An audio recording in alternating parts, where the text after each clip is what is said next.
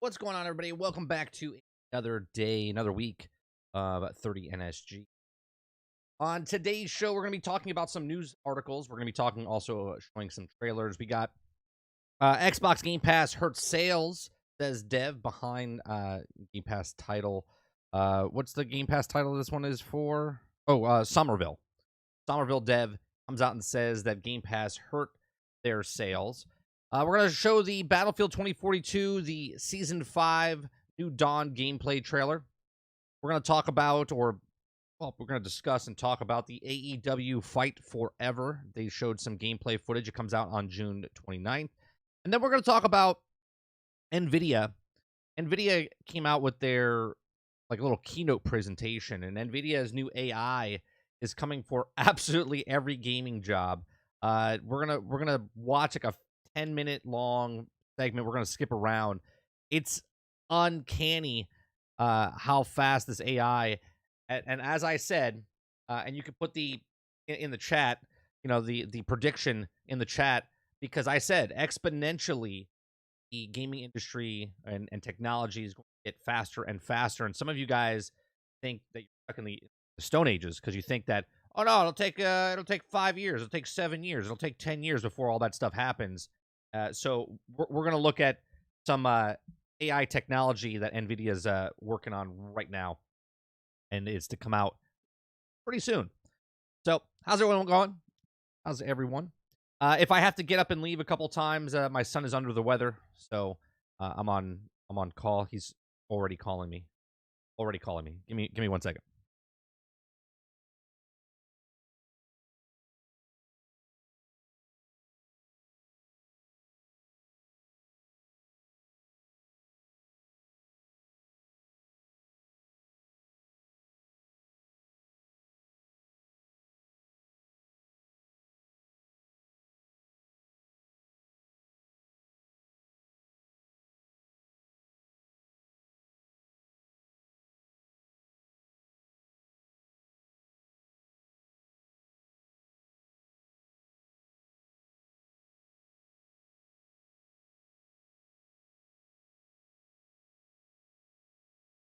All right. Sorry about that.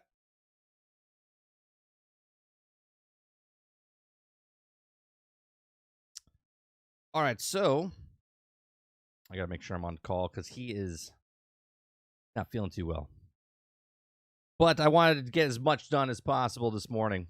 So, what's going on, Horseman, Travis, Jesse Mack, what's going on? Boss, Water, Jared. Good morning. Oh, I wanna ask you a question, Travis, because you have a question for me. I'm gonna ask you a question. I'm confused because you have these conversations with us, and I'm not taking you down a notch or anything like that. And I'm not trying to, but you are 12 or 14 years younger than me, right? Marvel versus Capcom. Okay, you were like, I was 18, so you were like 6. Were you playing that game at that time? Or are you talking about Marvel versus Capcom 2 or 3? Like I'm confused. What's going on, Quintar?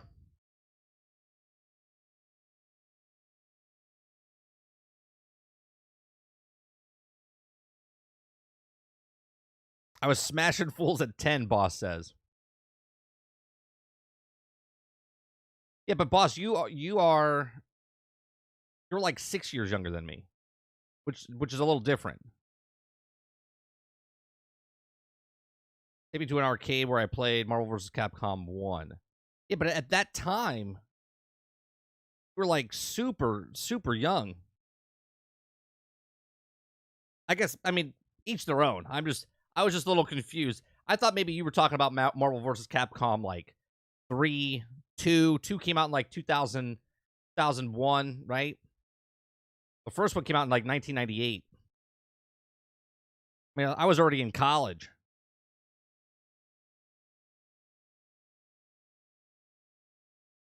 I was like 10 by the time it was it took me to it.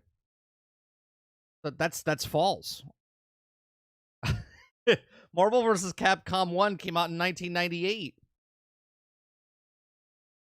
I was like 19.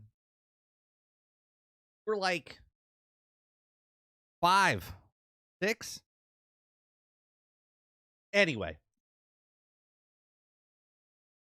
All right. Travis asked me a question. Gotta ask, do you think the issue that developers are getting lazy and pushing games out way too soon? Or is it publishers they're forcing them out too soon? Does it blame or don't blame lazy? And I think what you're asking is, look? I think video games have always been in the same scenario, but the difference is a game that was like Mario back in the day didn't take 200, 300,000 people to work on the game, right?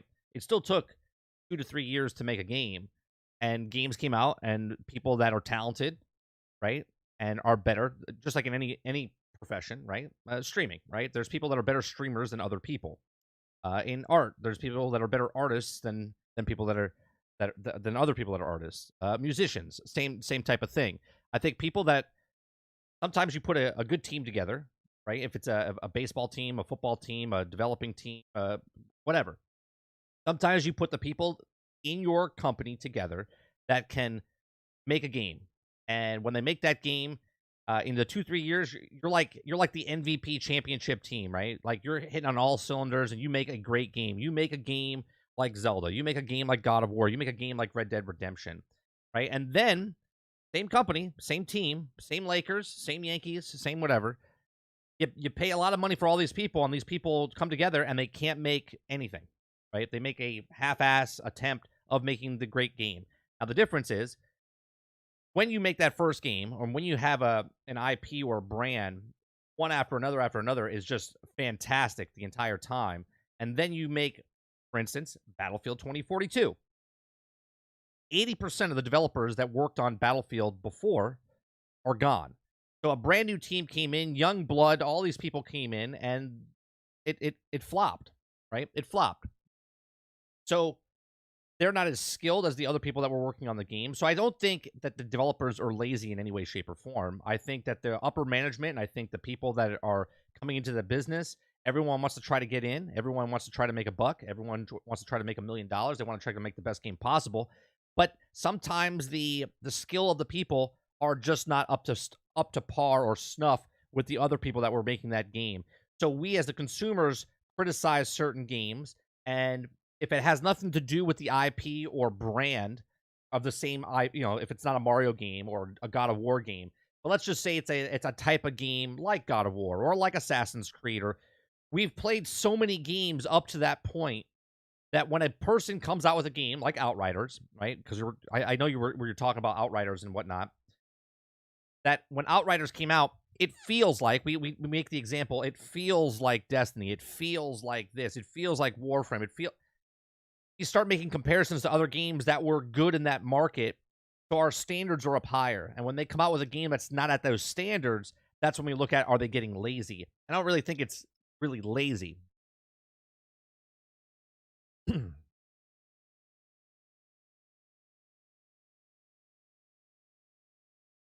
Bapa says development companies were way smaller back in the day. Games were way simpler and much more smaller. Exactly, and the budgets and stuff were getting higher. And again, we didn't make that ask, right? As gamers, we didn't ask Grand Theft Auto to go from a top down to 3-dimensional. They chose to do that, right? And those people are rising to the occasion when they make San Andreas and Vice City and Grand Theft Auto 4 and Grand Theft Auto 5 and Red Dead Redemption, right? They've kept raising the bar.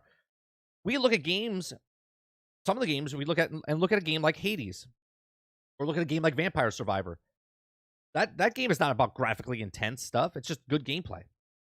We like it because of the good gameplay, right? So it's not about, these companies are making these things out of reach for themselves. When they come out with a game and they can't make the deadlines, they're pushing the envelope too hard. Look at Star Citizen. Star Citizen was supposed to be like this one type of game. Here we are, 11 years later? It's a completely different game than it was when it first started out, because they see other games like, hey, I want to put that in my game. And it's never-ending cycle of development, right? Boss says, no heart, no passion. Been there, done that attitude. I see a little bit of that, boss, but I think a lot of the people that have been there, done that, are people that haven't been there and done that, but they think they have. You know what I mean? Like the younger, they get in, they think their shit don't stink. Like for instance, when I was in film school and I went to Full Sail, everybody came out and they would use that name of Full Sail so much when they went out into the business that it started tarnishing the name of Full Sail. Okay, because in the beginning, Full Sail was a very small institute, and you had to get accepted to be in there. When you came out of that school, you worked on a project. People were like, "Oh, damn, that school knows what they're doing." But then the school wanted to get greedy, okay, and then they opened it up to everybody. And there was no more acceptance to come into the school. It was anybody that had the money to pay for the school get into the school. And then when you got out of school, everyone's like, "Well, I went to Full Sail. I could direct. I could produce. I could do all." And it started tarnishing the name so much so that people like myself, I would never even tell people that I went to Full Sail because I didn't want them to start judging me based on the other idiots that came out and thought they were the best that ever were created. You know what I mean? So that's the same thing, right? I went to school with hundreds and thousands of people that work in the video game industry, and they all come out thinking that they're the best, and yet they've done nothing to support that. Jesse says, it's 30. I'm working tonight. I might see you at 10. All right, Jesse. Have a good one. Yeah, Ghost of Tsushima could tell you an entire game believed in the game. Yeah, there's just certain teams that work on a game, and they're hitting on all cylinders, and they make that game, and it's just phenomenal. I mean, like Outright was well enough. I don't think that the got awful or unplayable, but I think they could have been a lot better with more time. I don't think so. I don't think so, Travis. Right? Again, certain people get on a team, and that's the best that team can be for whatever reason. Right? Just the people are not gelling, and that's the best game they could have made for what they had. Take the same studio, get a draft pick, get other people that know what they're doing, and then it could change the entire thing because they could start teaching other people how to do certain aspects of the game development, and it makes the team better. That goes to upper management. Water says, Haze 2 looks like another top-notch roguelike. Right, but you also have to remember this, Water. There's people that didn't play Hades. I played Hades, but not as much. I'm not like a diehard. I played it, loved it, thought it was great. Just not that type of person that likes those types of roguelike type of stuff. But Hades 1 came out and it blew the doors off. Now people have this expectation, right? It's a sequel scenario. Now people have this expectation, and Hades 2 is going to be scrutinized more than Hades 1 because now more people are like, "Oh, Hades 1." So there's going to have this divide of people who are like, there's going to be people who are like, just as good. There's going to be people like, I liked Hades 1 better than Hades 2, or so on and so forth. Because now there's expectations. There's a bar set from the first one.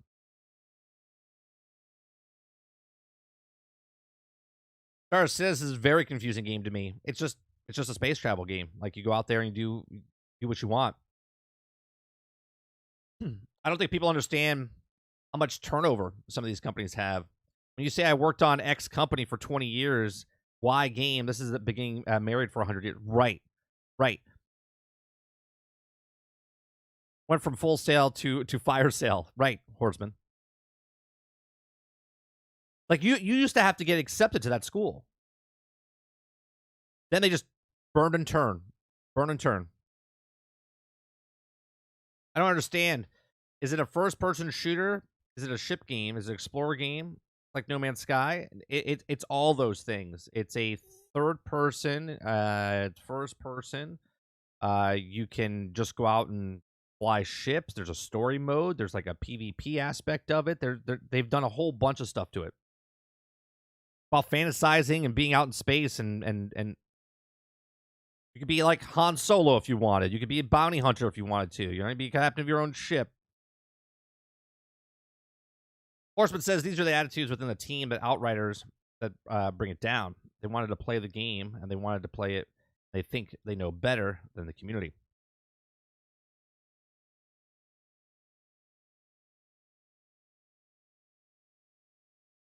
Oh, I got you, Jesse. All right.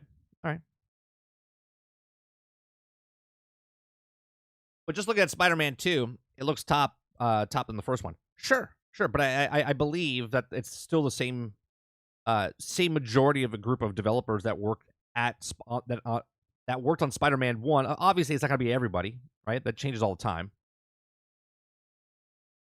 No, it's 2 weeks. It's on the 11th. We're on the 30th now. This Sunday is what do we got? This Sunday is the 4th.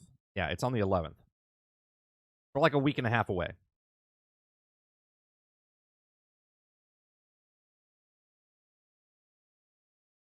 All right. I want to bring up this first article here. All right. First article. Try to make it as big as possible here.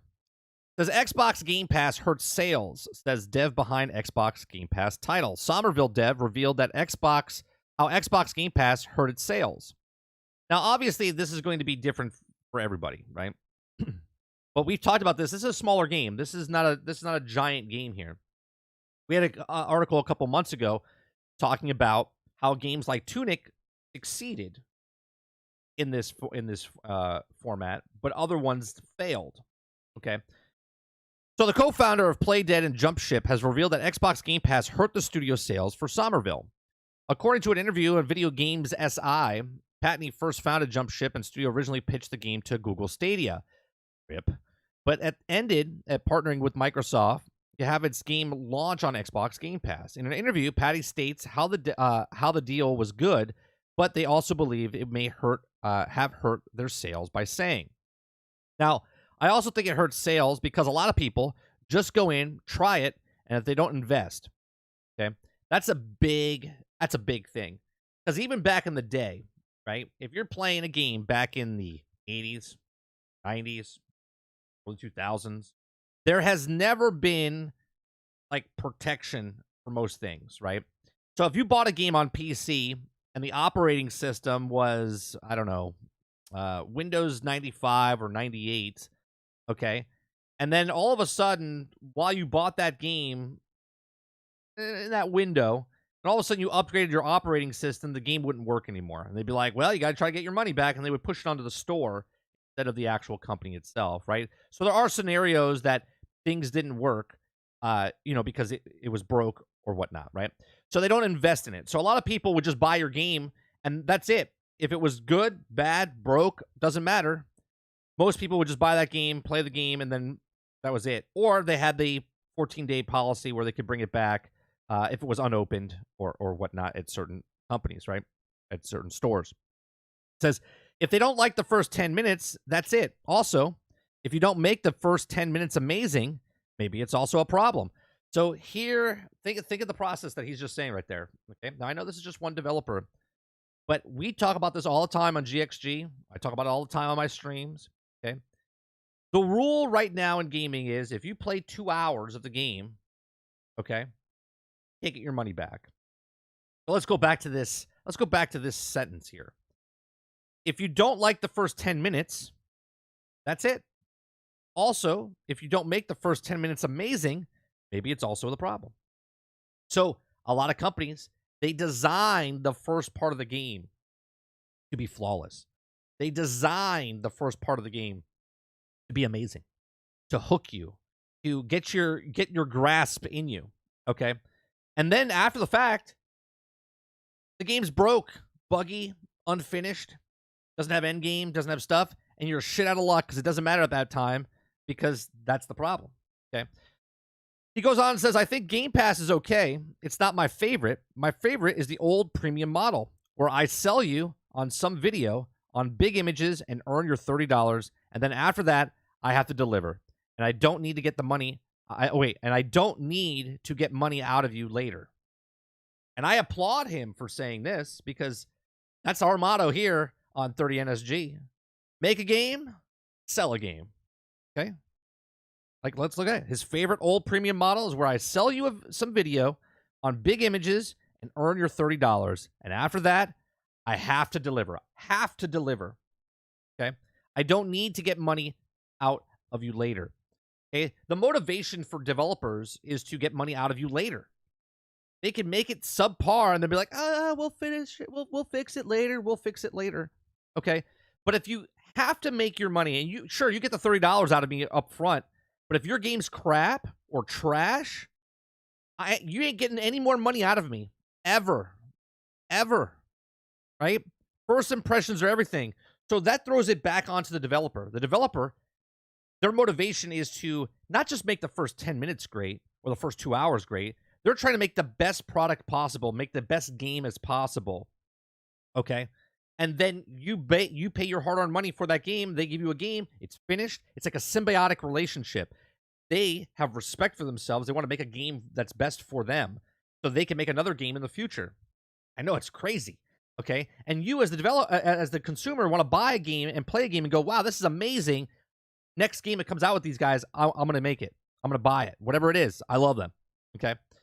So he continues and says, this aligns with what the previously said about Xbox Game Pass potentially hurting sales for certain games. Okay, and this is what I've been talking about for years. But that still hasn't stopped developers from working with Microsoft. Mike Rose, the founder of No More Robots, has told GameSpot that they've had games sell better and that they're just leaving Game Pass. But at the same time, it has seen zero change in the sales that we're getting before and after. Rose said that the biggest problem with the Xbox Game Pass eating sales is with the difficulty to tell how many copies of the game could sell on Xbox if they didn't launch on Game Pass. Okay, so that's the thing, right? The thing is, he's complaining that he doesn't know that their sales weren't that good, but would the sales be better? Would the sales be better if it wasn't on Game Pass? Right? Certain games click with people, certain games don't click with people. Game Pass, okay, hurts certain companies because they don't make the money that they are going to get. So if this Somerville came out, and it wasn't on Game Pass, and he just sold it for $30, okay, and let's say 100,000 people bought it. Maybe that's what his goal was, 100,000 people or 75,000 people, right?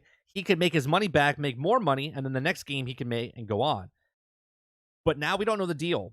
We don't know the deal he got from Xbox, from Microsoft. And then it didn't sell well, and people are not really playing it because whatever.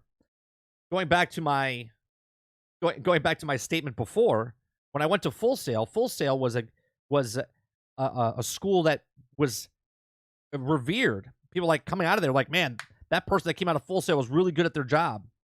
But now it was tainted because they opened it up for everyone to make the money. And then everyone was like, oh, that's a Game Pass game. Oh, that's a Full Sail guy, right? That's a Full Sail. That's a Full Sail person that comes out. I don't know about them, right? This is a Game Pass. It's a Game Pass game. Maybe it's not that good, right? That's the persona that's happening right now with Game Pass. Now, a lot of independent games are really good. Each have different deals with Microsoft. This particular developer didn't have a good experience. Thinks that his game would have sold better if it wasn't on Game Pass.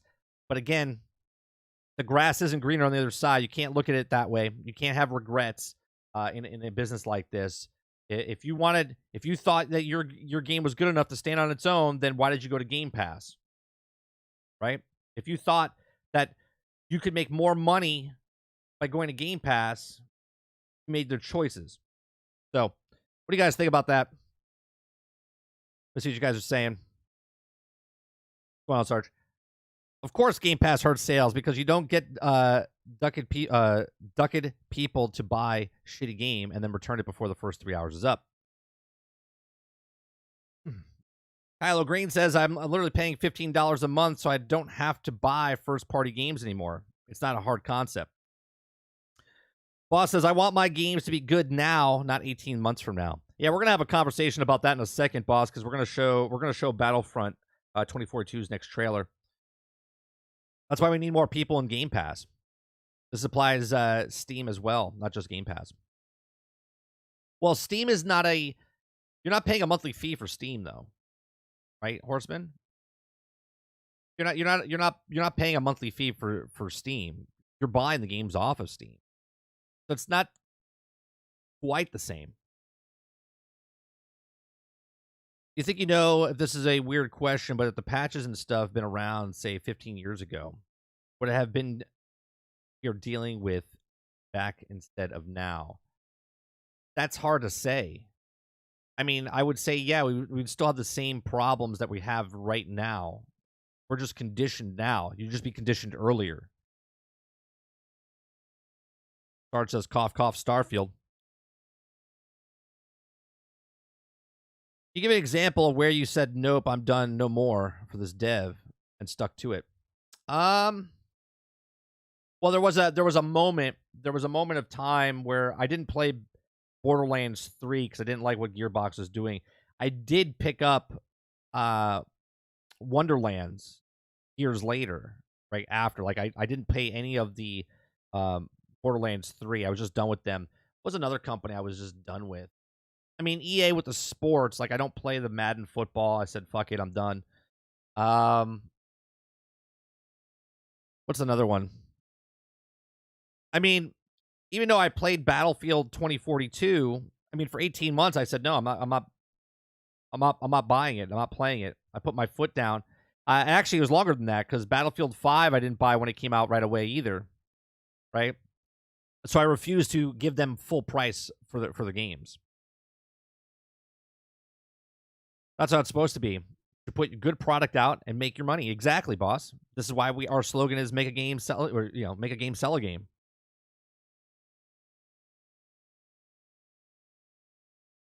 Starfield is going to be a half-baked product in the day one 100 gigabyte patch. Will be fixing nothing.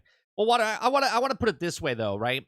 I think Starfield is getting more scrutiny and criticism because of Fallout 76, right? Before Fallout 76 came out, everyone praised, even though Bethesda was Bugthesda, right? And everything had problems in the past. There were like these charming things, and people just loved the way they told the stories in their games. Morrowind, Oblivion, Skyrim, Fallout, Fallout 3, Fallout 4, right? Not until we got to Fallout 76 did Bethesda start to get shit on, right? And that has a lot to do with the YouTube mentality of people, shitting and everyone jumping on. And again, the entertainment industry, doesn't matter if it's film, doesn't matter if it's music, doesn't matter if it's video games. It's what have you done for me lately? That's the industry, okay? You could be a hot shit today and be gone tomorrow. What have you done for me lately? Okay? And Bethesda had awesome games, game of the year. Like, think about this. They have more game of the years, nominations, and wins than most companies out there. But we're all shitting on Starfield, right? And I'm putting myself included in this, right? We're all shitting on Starfield based because of what happened to Fallout 76. It doesn't matter what they did 10, 15, 20 years ago. It doesn't matter all the stuff and awards they've won. It doesn't matter. What have you done for me lately? And that's the industry. That's the entertainment industry. This is why Insomniac Games is trying to go to make the best experience of Spider-Man 2.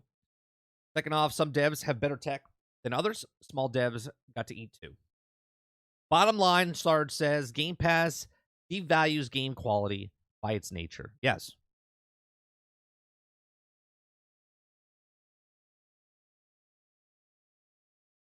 I'm saying for the first 10 minutes thing, does it still count as a sale if it's refunded? Yeah, no. If you return a game in the first 2 hours, then you're okay. But look at most of these games are like wide open world games that takes like 6 hours to get out of the tutorial area.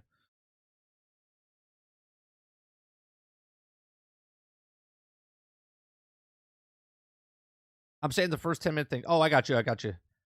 You're saying the first 10-minute thing is count as a sale if it's refunded. But you can return it though. Can you not on Steam?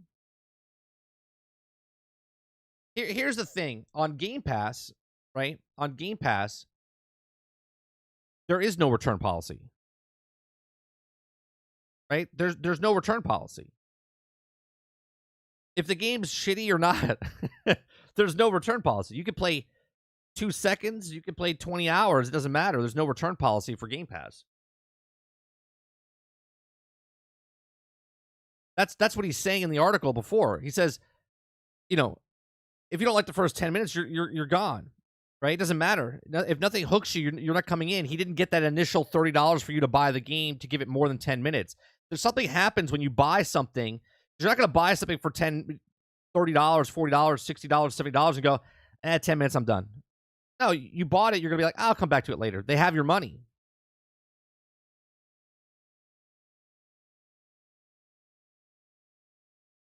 So they have an 11 a.m. Battlefield developer update, new season 5. All right, we'll see if we can get to it. We're going to be watching a trailer for the thing, but if they have a thing, we'll see if we get to it. So if Starfield comes out and it's like Redfall, still hopeful or pissed as fuck as the Xbox person? I know you're not a fanboy, but I mean the Xbox consumers playing the game on Xbox. Well, here's the thing, boss. I know this is going to sound terrible, but exactly what I just said, that there is no refunds on Game Pass, right?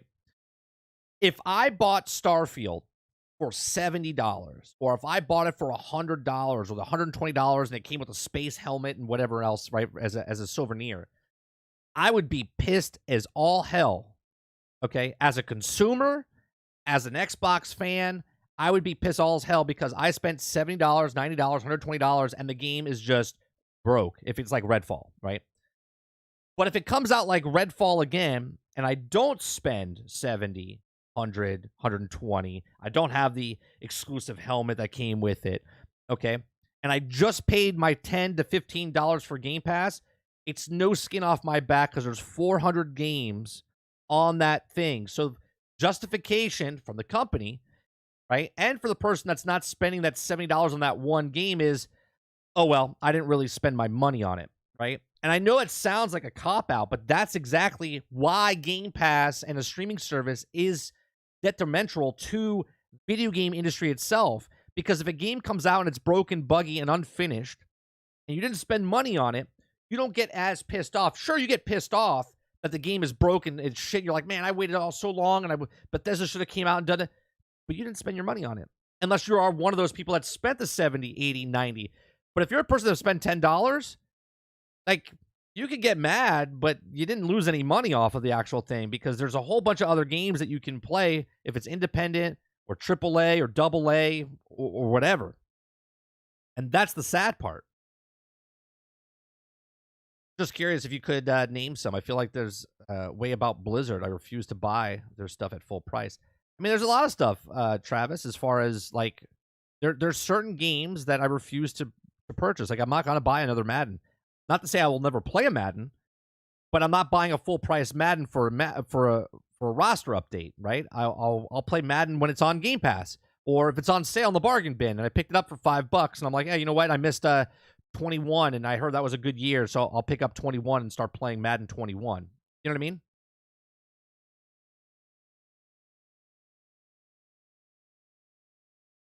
That's the saving grace then.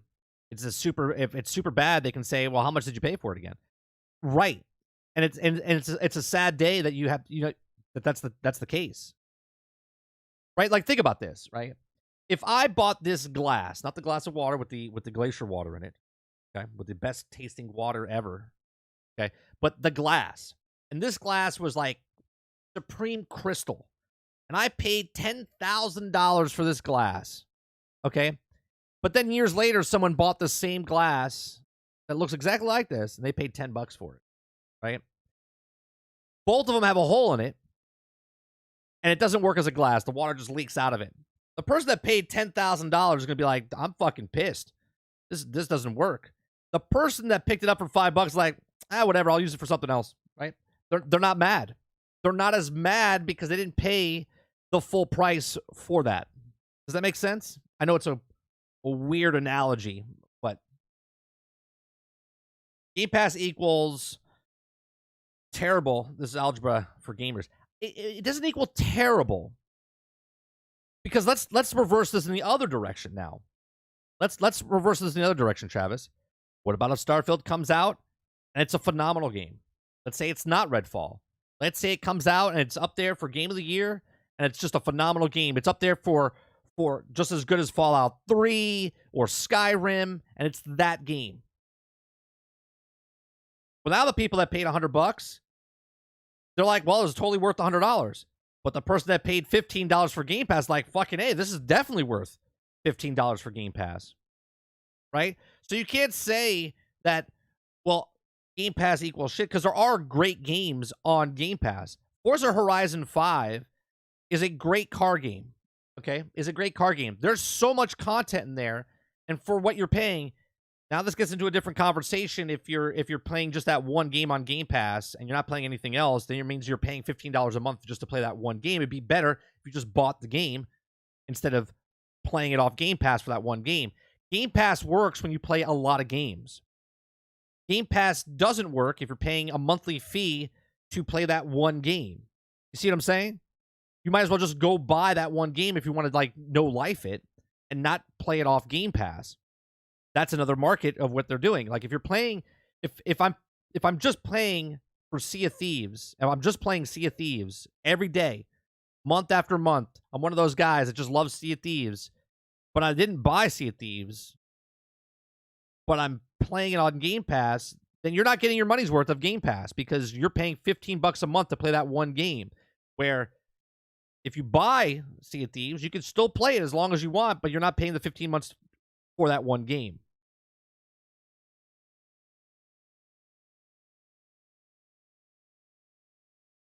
Let's see here. Today, Starfield is going to be a normal Bethesda release. I don't expect it to be Redfall. I don't expect it to be Redfall either. Did you cover the story about the PlayStation expanding into the cloud? We talked about it on Thursday, I think we did, on GXG a little bit. It'll just be like Fallout 76. Fix it later and find the player base. Travis says 30. Also, here's the thing. By saying Jedi Survivor Day 1 at my GameStop and return it the day later unopened, get my money back, and still counts as a sale to the company. No, it would count as a sale and then a return, right? Because they have to tell that the studio, the game companies that they buy when they get the inventory, they know they shipped 100. Then they didn't buy those games, right? GameStop didn't buy those games, so they have that inventory. So they either have to ship that inventory back, so they'll know how many that they have, and then the used copies, okay, what they'll do is they'll put them on the shelf and then they'll sell them for that particular scenario. We've got a new law for video games now. Any game that has game-breaking glitches and bugs, forever bug, we take $1 off the price tag. I mean, well, that's what early access, beta, that's what they're all doing now, right? Get in at a lower price. Sarge says the Redfall dev team tanked the game on purpose so they could get transferred to a different company. Call it fired, but they would also rather find another job than under Microsoft. Perhaps. Still thinking you're getting a PlayStation 5 or up in the air? Just curious. No shade either way. It all depends on money and other things happen in life. And if I have $500 that I have to buy a PlayStation, then I'll buy a PlayStation. If not, then I won't.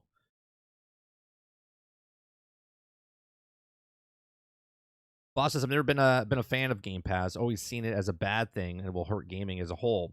But it's not my problem. I'm on PlayStation. Well, boss, I have a question. What if PlayStation had to do, right, same type of scenario as Game Pass, and they put it on PlayStation? I would assume that you wouldn't partake in that either, right? Because you think it's bad for the business.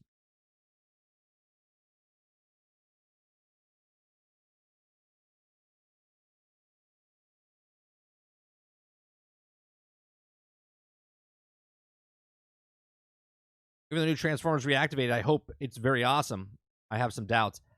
I have doubts, but I'm also a fan of Transformers, and at least I know what I am, Jesse. Like, if the game comes out, it's supposed to be free to play, and it's like a Warframe, and there's going to be microtransactions, I'll play the game to my fullest of what I feel that the game is good. Like, if it's good, I'll play it, and I won't partake in the microtransactions part, right? I might, because I like Transformers, so I might buy my first microtransaction, which I've talked about months and months ago.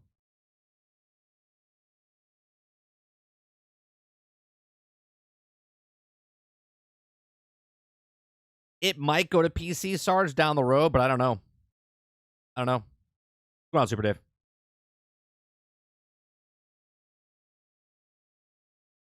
Some guys don't like Game Pass. Just wait.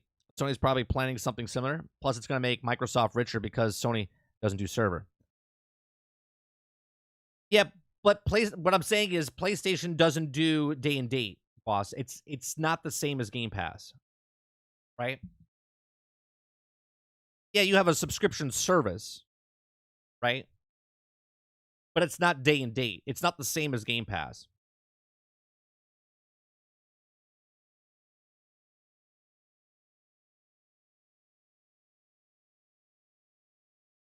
Are you buying a PlayStation 5 for exclusives or main console?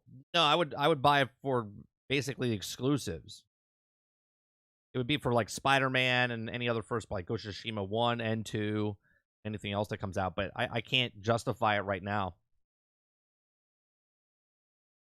If PlayStation decided to do the Game Pass thing, it would be a dark day of gaming and gaming industry as a whole. It would be harmed in the decade or half a decade. Will be a very, very dark time. Probably focus on PC. Right. Right. Like right now, PlayStation doesn't do that. And I do agree with their business model. We had a conversation last week with oh no, it's Alex and Lono. Alex was saying that game sales are going to happen regardless if it comes out at the same time as PC and on all consoles. But I personally don't think it would, because companies like Sony, they need to draw it out. They need to make the games draw out, because people that buy it on PlayStation, right? People are very in the moment, like, oh man, that game's coming out. I gotta go buy a PlayStation, right? Like you would go into the store and go, I saw a Call of Duty ad, I'm buying a PlayStation, or I'm buying an Xbox, or whatever, and you buy that system. You're very in the moment.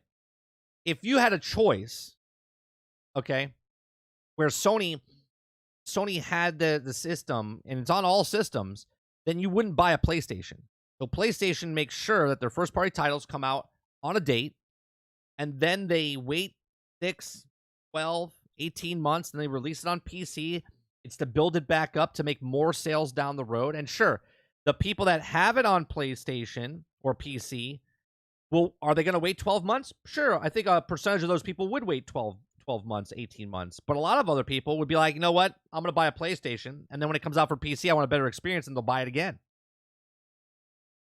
Right? You're not going to buy it if you had a PC and a PlayStation. You're not going to buy 2 copies at the same time. That's not going to happen. I mean, how many people bought Grand Theft Auto multiple times?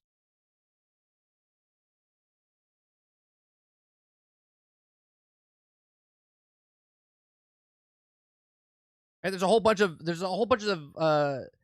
tests and stuff out there that show that people, like, if Sarge buys a game and he's playing it, or Boss buys a game and I want to play with Boss, I'm like, well, how's the game? He's like, oh, it's good.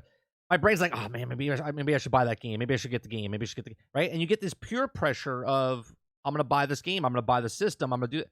So if they all came out at the exact same time, they wouldn't make as much sales, I don't think. Sure, I think they would still make sales, but they make more sales in the long run if they stretch it out. Come on, Robert Jones. You guys are saying. I got my PlayStation 5 for next gen games and exclusive, but my main is PC. Travis says, I don't understand people who say PS Plus is more than Xbox. I mean, okay, but it doesn't mean Xbox Game Pass isn't successful. One being more successful doesn't exchange another success. And that's a good point, Travis, right? For instance, let's use Dead Island as an example. Dead Island 2. Zelda sold 10 million copies in 3 days. They're very successful. Dead Island 2 sold 2.2 or 2.5 million copies in a month or whatever, and that's super successful for them. Sure, 10 million is more successful than 2 million, but each is successful in them for their companies and whatnot, right? So when someone says that PlayStation has more subscribers or has more console sales, doesn't mean that Xbox is not successful in what they're doing as well, right?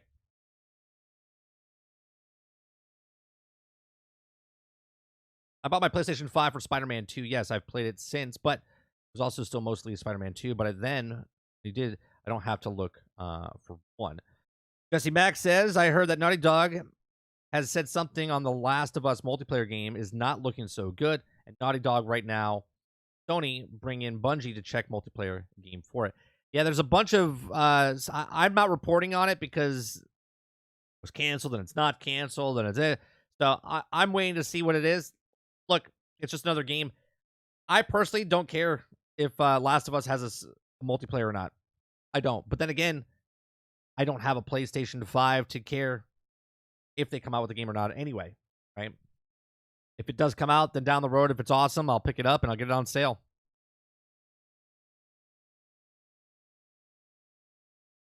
I bought GTA 5 twice. I think I bought it 3 times because I bought it on Xbox One. Then I bought it for Xbox Series X. And I think I bought it for PC. Yeah, I had it for one, then I had it for the PC, and then I bought it for this one, I believe, if I'm not mistaken.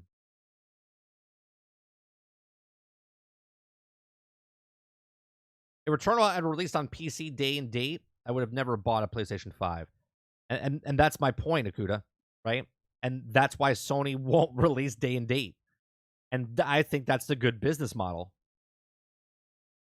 Quintar says, I used to buy a console and PC, now I'll wait for it for PC version. You'll wait for PC version, Quintar. Would you wait? What's one of your favorite games of all time? Like, what's one of your favorite IPs of all time?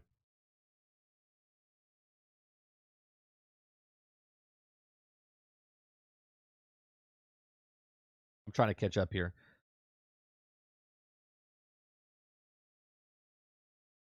Gonna pop about 7 times for Skyrim. Last of Us was horrible on PC, I heard. I didn't like it multiplayer. Yeah, the first one. Does anyone still care about woke for us? A lot of people do. A lot of people like the series.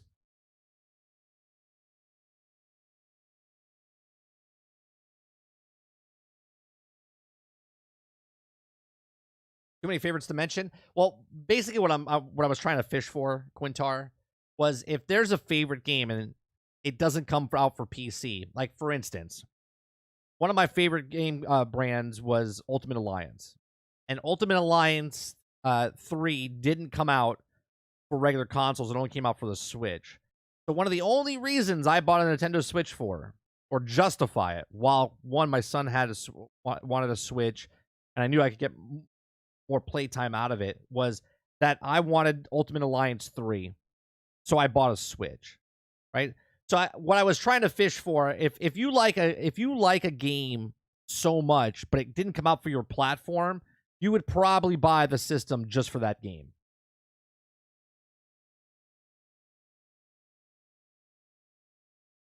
Gonna check out Starship Troopers. Anyone have it? Interested in it? I played it, Super Dave. If you play it, let me know. We'll jump in. I'm really enjoying the Starship Troopers. I'm a collector of games. Steam library is 2,000 plus. Zelda, I guess, then. The only reason I'm keeping my Switch is the Gundam games. I hope for Marvel Ultimate Alliance 4. You shut your mouth on that, Travis. Marvel Ultimate Alliance 4 better be on all goddamn platforms across the board and not the Nintendo Switch. Akuda Papa for the 4 months. Thank you very much. Yay, 4 months. What can I say, 30? I like yelling at things in Skyrim. Let me do that.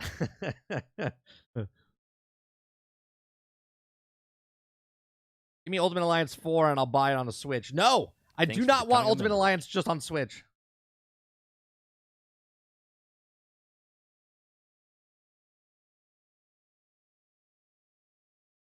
All right, let's go to the next. I want to do this because it's almost 11 o'clock. This will probably take. Okay, so NVIDIA's new AI is coming for absolutely every gaming job. Okay, the new tech announced last night was inevitably to replace many key development roles. Okay, I'm telling you right now, guys. I told you the technology was coming exponentially faster and faster. Okay. So it says AI is coming to games whether you like it or not. Last night, NVIDIA's keynote showed just how powerful and devastating it's going to be. The company's CEO, Jensen, showed off how freshly announced the Omniverse Avatar Cloud Engine, or ACE, can create real-time interactive AI NPCs complete with an improvised voice dialogue and facial animations. Okay, what what did we just talk about? Chat GPT. This is just a couple weeks ago, and then I showed you the mod that someone did with Skyrim. Guys said that it would take at least what was that? It'd take at least 5 years. At least 5 years. I'm pretty sure at least 5 years. Let me put that in the chat. Okay. Okay. While the focus of AI insurgence into gaming spaces were perhaps so far been mostly effective for artists, the writers who should already have the most of fears. Areas like NPC dialogue and quest text in games will often be AI written in the near future. Despite the potential fury of protest that will come with this wake, it's already happening. It will appear in games released as soon as this year. Let me speak. Is this on? Is this camera on? Is this microphone on? Okay. Okay. As close as this year. Okay. Areas like NPC dialogue and quest text in games will often be AI written in the near future, despite the potential furies of protest areas. But NVIDIA revealed last night suggests that the consequences could be far further reach than anyone realized. Not me, baby. Not me. Okay. Soon as also replacing voice actors, animators, lighting teams, a lot. That's right. That's right. I can see the future, chat. I can see the future. Okay. ACE is NVIDIA's suite of real-time solutions for in-game avatar using AI and create characters who can respond to unique players' interactions in character voice with facial expressions and lip syncing to match. To see it in action, or at least the ported action, we have no way of verifying the footage of the company played during the Compulex 2023 keynote. Take a look at this. It starts at 25 minutes and the clip starting at 27. Okay, so let's take a look at this. Okay, now I started before at 20. Okay, but we're gonna watch this for a little bit and we'll skip around. Okay. Ray tracing, simulating the characteristics of light and materials, is the ultimate accelerated computing challenge. 6 years ago, we demonstrated for the very first time rendering this scene in less than few hours.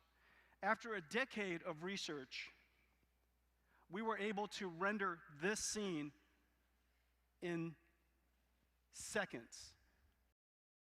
Okay. Do you hear what he's saying? We're going to watch this video. This is rendered in seconds. 15 seconds. Not days. Not weeks. Seconds on our highest end GPU 6 years ago.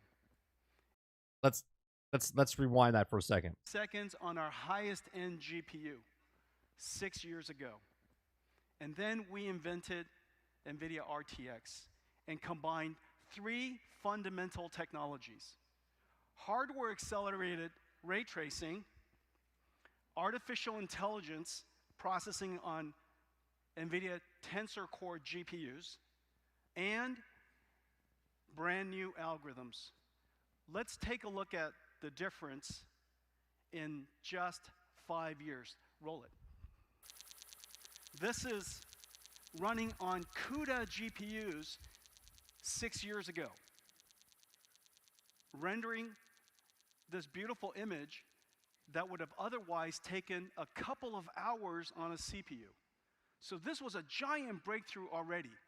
Enormous speed up running on accelerated computing. And then we invented the RTX GPU. Run it, please.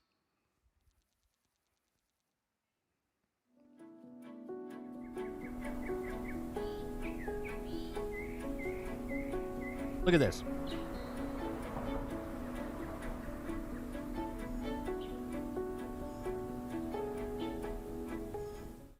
The holy grail of computer graphics ray tracing is now possible in real time. This is the technology we have put into RTX, and this, after 5 years, is a very important time for us because for the very first time, we took our third generation Ada architecture RTX GPUs and brought it to the mainstream with two new products that are now completely in production. Are you okay? How big that graphics card Thank is. you. That's Thank the you. 40. Hey, That's I the got it 4060 backwards. You Ti have it this or way. 4090 Ti. I got that backwards. Everything looks different, inside out and upside down. Okay, this is our brand new. Right here, you're looking at an Ada GPU running ray tracing What's the and 4060 Ti? artificial intelligence at 60 frames a second. It's 14-inch. It weighs almost nothing. It's more powerful than the highest end PlayStation.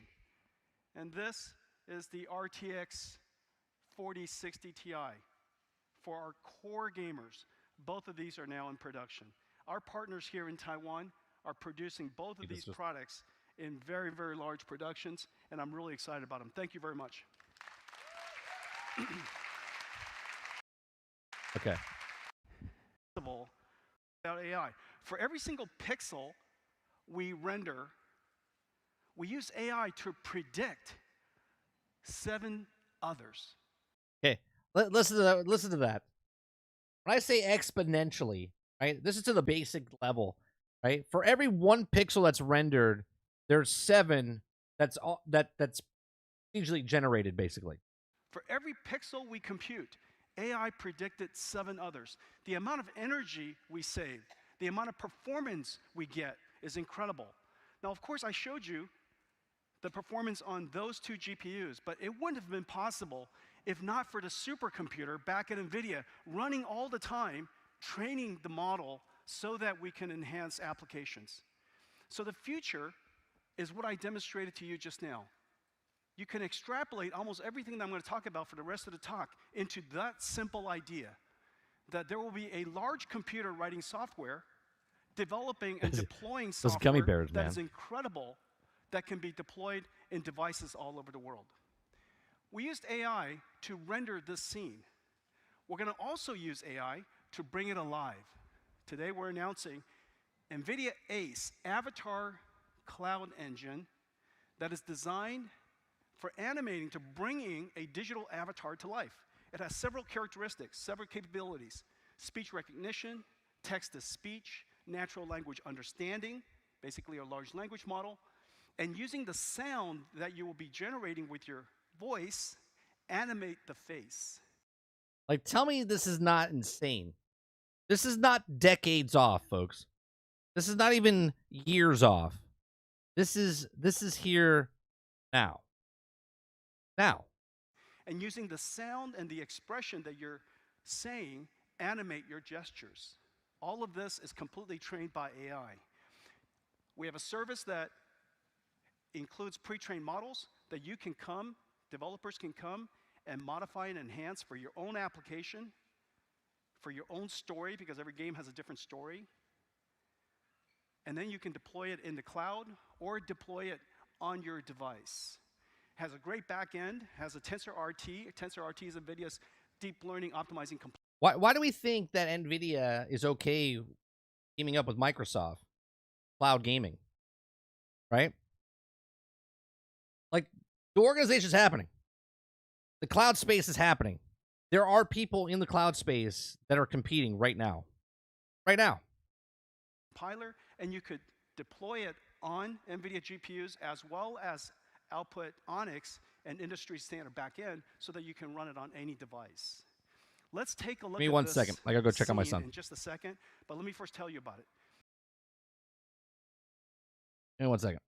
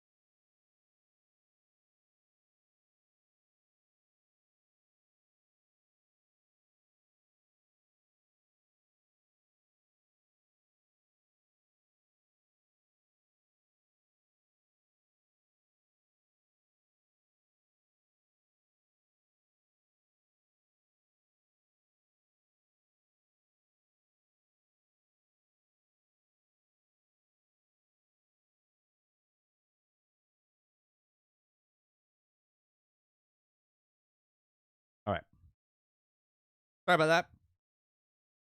It is completely rendered with ray tracing. Notice the beautiful lights. So many different lights, and all of the different lights are projecting light from that source. So you have all kinds of direct lights. You have global illumination. You're going to see incredibly beautiful shadows and physics simulation.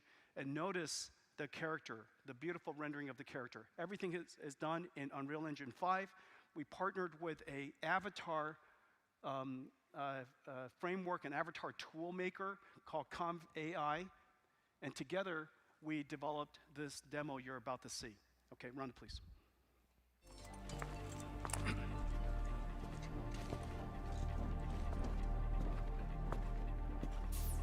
Everything is real time.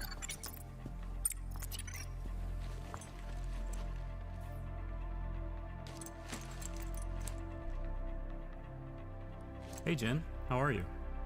Unfortunately, not so good. How come? I am worried about the crime around here. It's gotten bad lately. My ramen shop got caught in the crossfire. Can I help? If you want to do something about this, I have heard rumors that the powerful crime lord Kuman Aoki is causing all sorts of chaos in the city. He may be the root of this violence. I'll talk to him. Where can I find him? I have heard he hangs out in the underground fight clubs on the city's east side. Try there. Okay, I'll go. Be careful, Kai. None of that conversation was scripted. We gave that AI, this Jin AI character, a backstory. His story about his ramen shop and the story of this game. And all you have to do is go up and talk to this character. And because this character has been infused with artificial intelligence and large language models, it can interact with you, understand your meaning, and interact with you in a really reasonable way. All of the facial animation completely done by the AI. We have made it possible for all kinds of characters to be generated. They're all domain, they have their own domain knowledge. You can customize it. Come on, Akuta Papa. Right? You're saying that it's robotic, it doesn't sound human. But this wasn't even possible, right? This wasn't even possible. And now we're here. This is going to be exponentially. Listen to what I'm saying this. Okay? This will be this is the first attempt. This is the first attempt. This is what they're showing you. You guys are ridiculous to think, well, yeah. No emotion at all, boss. This is their tech. This is what they're showing you as a demo. This is probably 5 guys in a room that had to do this for the show to get it going. Come on, dude. There's literally AI right now on the internet that I could make Snoop Dogg read my news for me. He's not reading it. It's an AI that sounds like him. You guys need to wake up. You guys need to wake up. They're like, it's no emotion. This is their first thing. And when the data just keeps getting driven in more and more and more and more and more, it's exponentially faster. I'm critiquing the base of the initial showing. I'm sure it's going to go way better the next couple of years. Not years, Akuta Papa. Not years. Think about this right now. A game that's in development right now is using this technology right now. They can put it in their game. Sure, 2-3 years, the game comes out. But it's in the game now. Right, Robert Jones. So everybody's game's different. And look how wonderfully beautiful they are and natural they are. This is the future of video games. Not only will AI... Just a statement, not to pick on Boss, right? But where he says no emotion at all, it needs practice. You guys are so skewed on what, and because you're so used to everything that's going on now that you think that this is bad, right? That to me says way more that nothing can please the majority of the population. They're just like, eh. Like, we have robots mowing the lawn and, like, washing your floor, doing your laundry, and everyone's like, it's just a thing.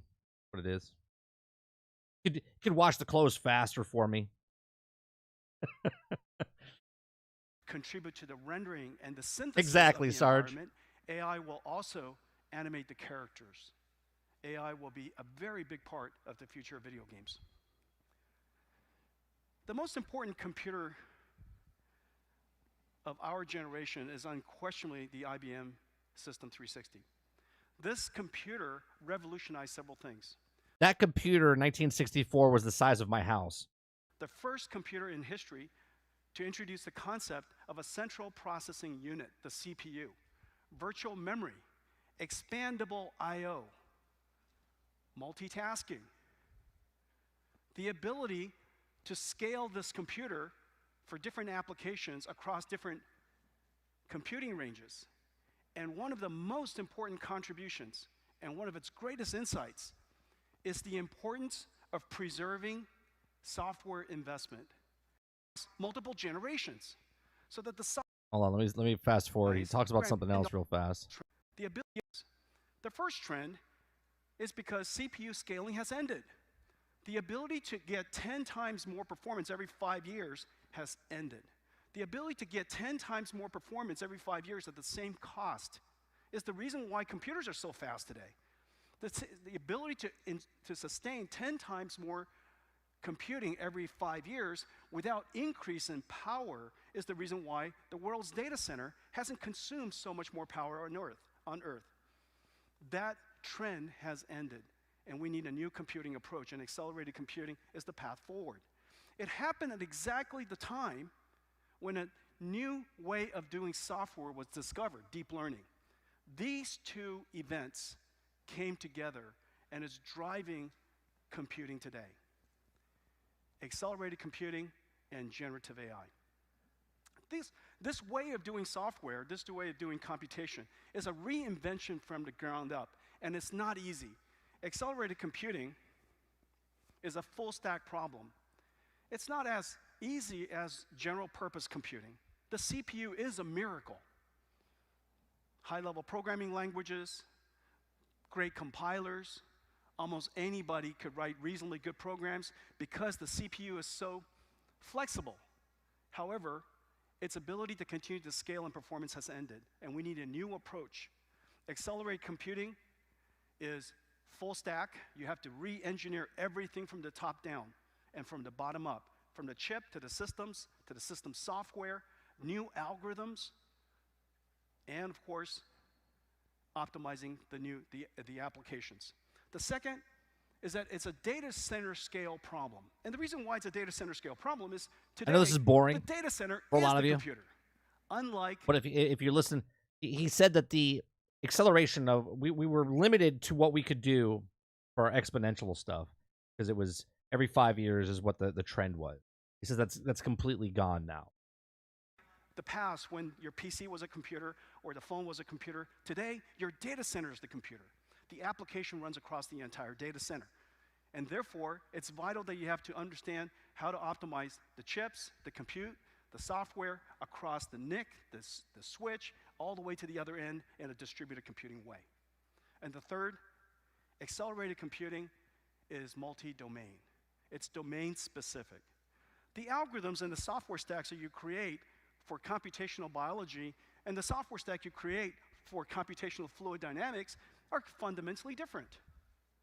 Each one of these domains of science need their own stack, which is the reason why accelerated computing has taken us nearly 3 decades to accomplish. This entire stack has taken us nearly 3 decades. However, the performance is incredible, and I'll show you. After 3 decades, we realize now that we're at the tipping point. A new computing model is extremely hard to come by. And the reason for that is this. In order for there to be a new computing model, you need developers. And the reason I'm sharing this and showing you guys is because this has to do with video games. This has to do with technology. But a developer would only come if developers have to create applications that end users would buy. And without end users, there would be no customers, no computer companies to build computers. Without computer companies like yourself building computers, there would be no install base. Without install base, there would be no developers. Without developers, there'll be no applications. This loop has been suffered by so many computing companies in the 40 years that I've been in this industry. This is really one of the first major times in history a new computing model has been developed and created. We now have 4 million developers, 3,000 plus applications, 40 million CUDA downloads in history, 25 million just last year. 40 million downloaded in history, 25 million just last year. 15,000 startup companies in the world built on NVIDIA today, building on NVIDIA. And let's bring this all around. If Sony, which they are making changes, right? This is why Microsoft is investing in cloud. This is why NVIDIA, Boosteroids, right? They're investing in this cloud. They're investing in the technology that's going forward. If Sony doesn't invest in this and move with them, they will get left in the dust. This is not about being a Sony fanboy or Xbox fanboy. This is talking about reality. If Sony doesn't move and start to make the changes, they will be left in the dust with the new technology. Right? And I know this is technology, but I'm talking about the old school mentality of consoles. Okay? NVIDIA today, and 40,000 large companies, enterprises around the world are using accelerated computing. We have now reached the tipping point of a new computing era. This new computing model is now enjoyed and embraced by just about every computer company and every cloud company in the world. There's a reason for that. It turns out that every single... So they're competing or no? What I'm saying right now, boss, is they're making they're investing in the mobile market. They're investing in the cloud market, right? They're investing in the cloud market. But they might not be. So what I'm saying is, right now, Sony is number one in the console market. Okay, they're number one in the console market. But video games is moving into this cloud market. And Sony, if they can't adjust fast enough, will go from first to last if they don't do it correctly. So right now, they're living in the old days with you have to sell the hardware, you have to sell the hardware, you have to sell the hardware. Okay?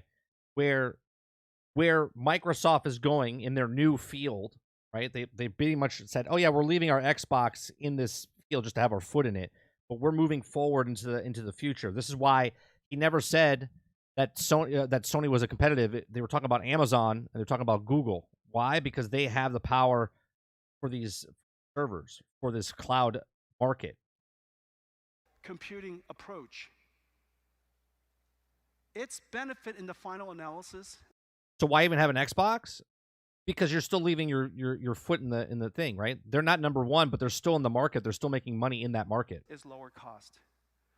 The PC revolution that started and that Taiwan enjoyed in 1984, starting in 1984, the year I graduated, the music for large language models. For large language models, basically the core of generative AI. This example is a $10 million server, and we costed everything. We costed the processor, we costed all the chips, we costed all the network, we costed literally everything. And so $10 million gets you nearly 1,000 CPU servers, and to process this large language model takes 11 gigawatt hours. I don't think it'll be 100% ever. I don't think it'll be 100% ever. Just like you can still buy records and CDs.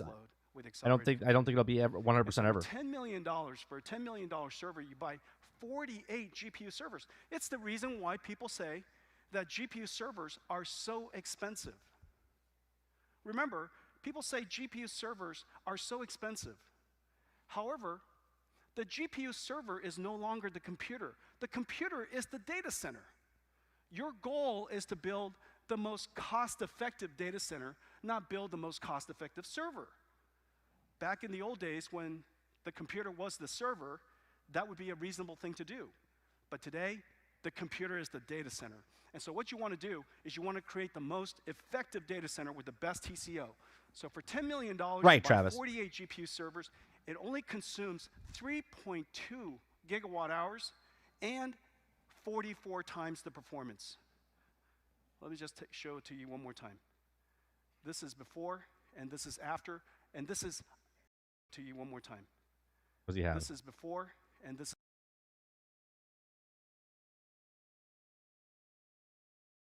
and this is after, and this is fast. This is Let me geek show talk. we're the same. Okay, we're limited.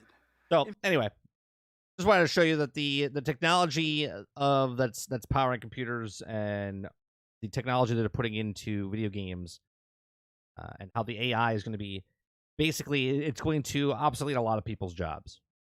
It's going to obsolete a lot of people's jobs going into the future.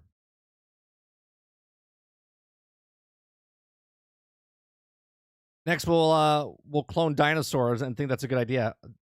Travis, I hate to break it to you. They're already trying that, and that's not because of a movie. That's not from a movie. They're literally trying to do that in real life right now. That's actually happening. That's actually happening.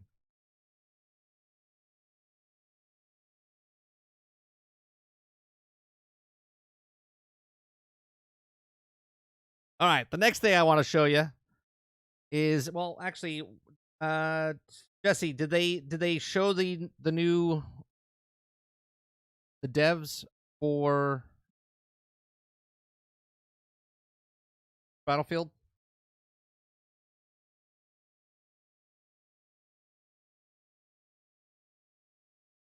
You said there was supposed to be a stream. Oh, here it is. Development update. New maps. Here it is.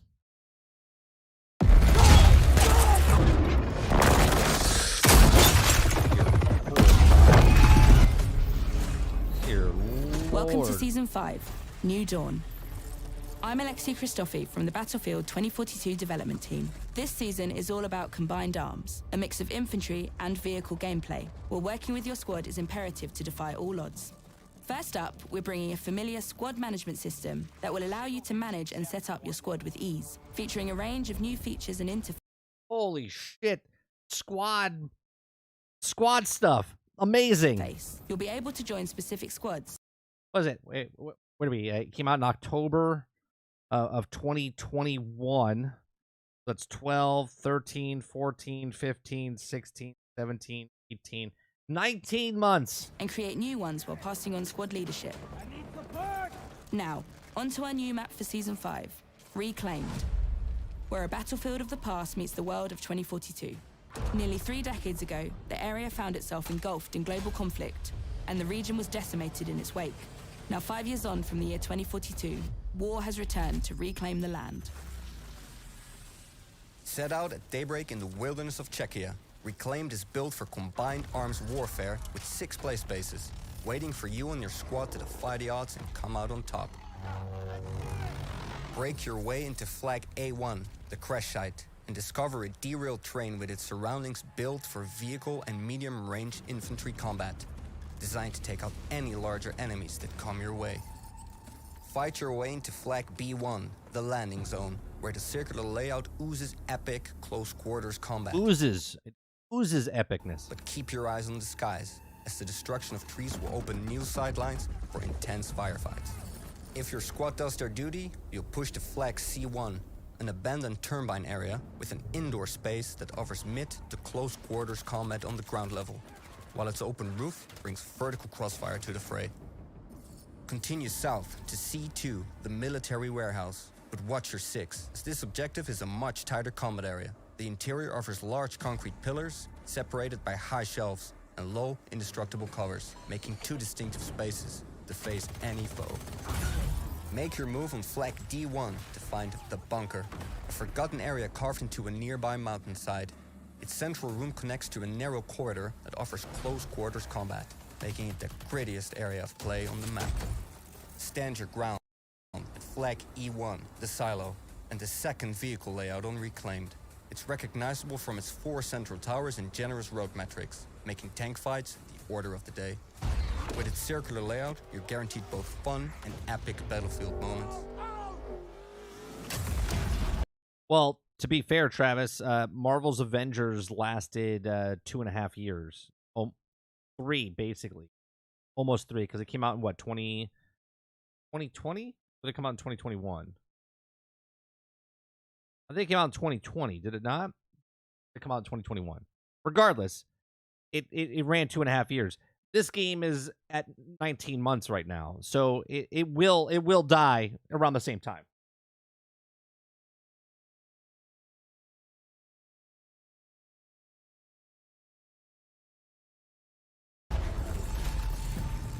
The season is full of all new weapons and gadgets, focused on strengthening teamwork and helping you and your squad get out of a few tight spots.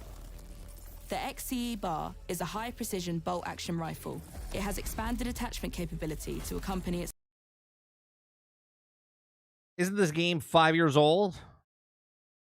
This game's 5 years old? What are you talking about, Travis? If you think the graphics look bad in this game, you gotta get your eyes checked. I'm just saying. stopping power, allowing you to quickly swap through attachment options to engage the enemy at various distances. Onto a couple of old favourites from Battlefield 4. The weapons you loved back then, now looking and sounding better than ever. The GEW-46 is another bolt-action assault rifle, offering high stability with short burst fire, great for the medium-range environments that you'll experience across the reclaimed map. The BFP-50 is a powerful hand cannon, giving you another sidearm that dishes out heavy damage at close range. We know it's been highly popular due to its size, sound and power, and we just know you're going to love this updated version for the world of 2042. We've heard from you that you want parity across our Vault weapons, so throughout Season 5, we'll be bringing you reworked versions using attachments and skins from Battlefield 2. But it's also not a clusterfuck. This is the thing. This is the thing. Your quality's at 144. No, it's not. It's at 1080p.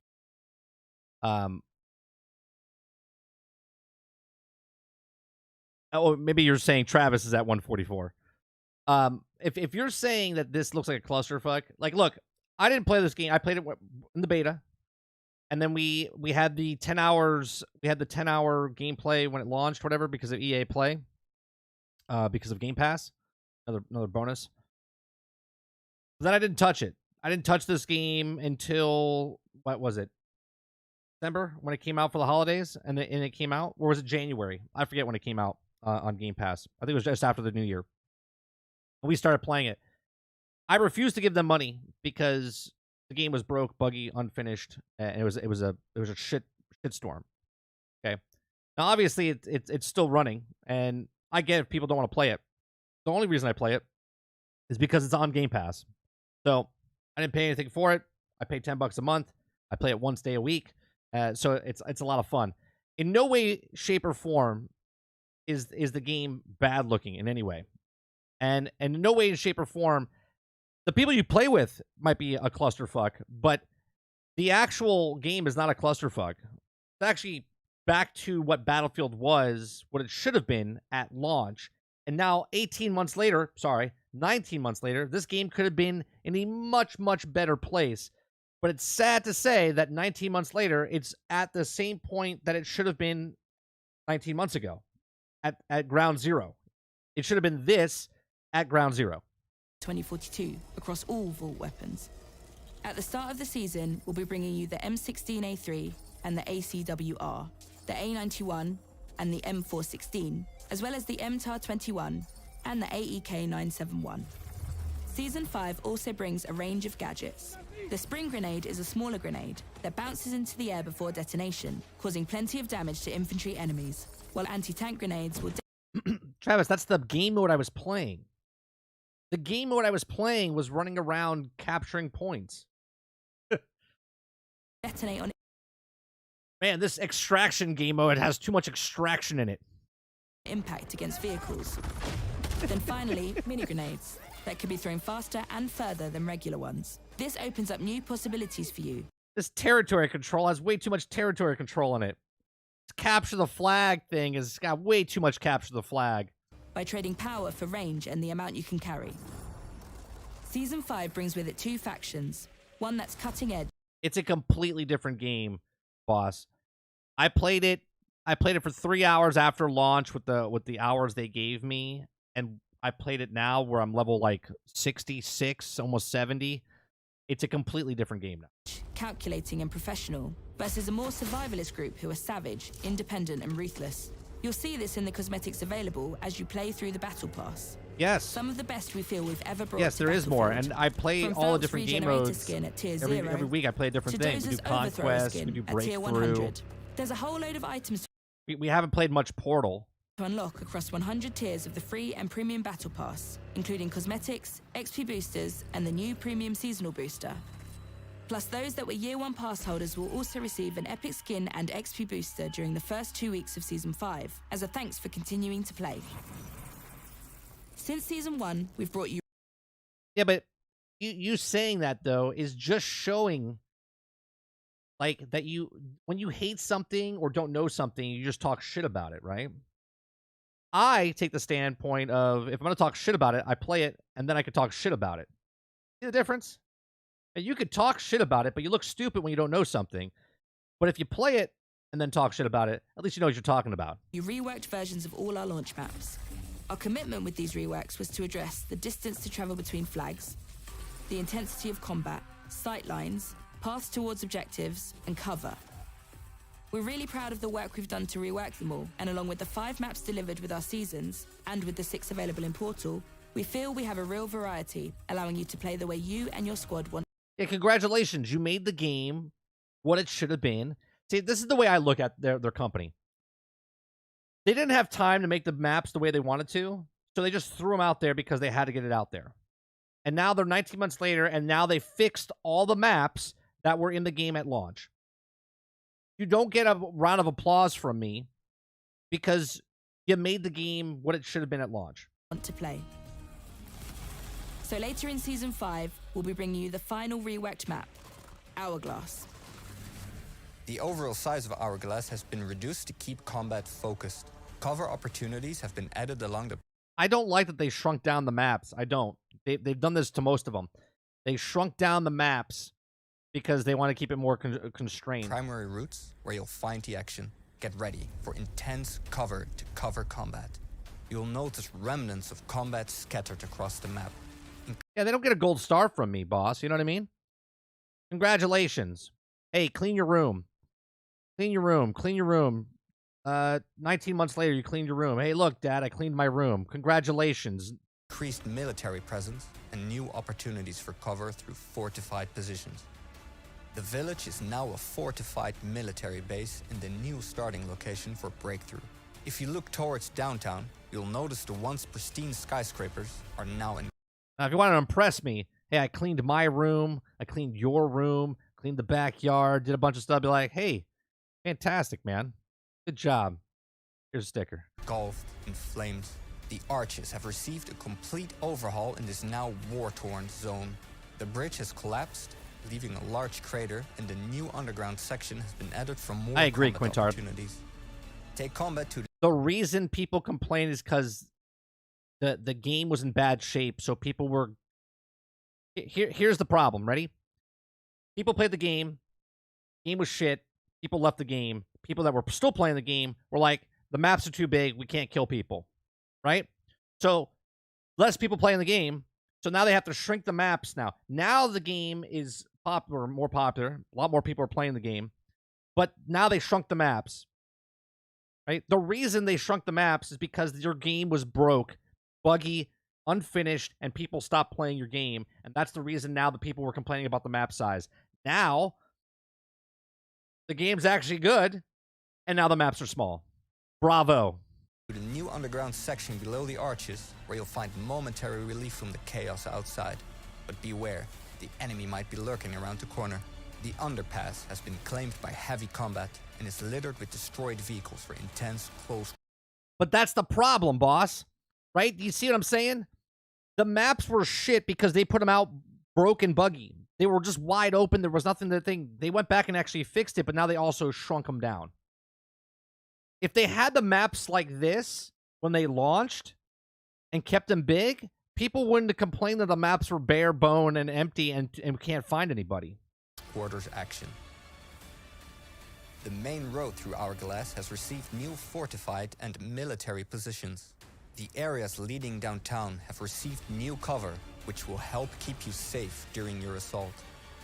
Downtown also sees... Obviously, the reason so many people returned was for the smaller maps. No, Fate. That's not why people returned. They returned because the maps were actually finished and that they actually fixed the ADS, right? They actually fixed the actual, your guns actually shot and killed people. They came back because they fixed the vehicles and there's not hovercrafts surfing on buildings. They came back because Battlefield is actually Battlefield, not because of the smaller maps. Battlefield has never been about the smaller maps, ever. There are small maps in Battlefield, but majority of them are large-scale maps. New positions of cover. Expect tactical and intense combat while the enemy prepares for the impending assault.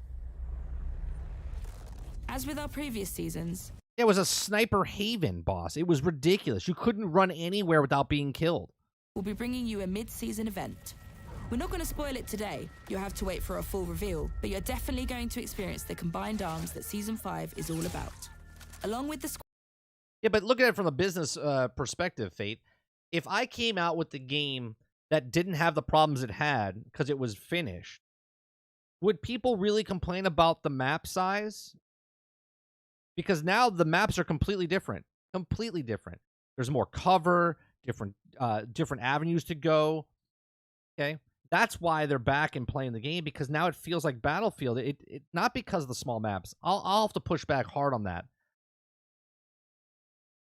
Small maps are terrible in a Battlefield series with vehicles, jets, and helicopters.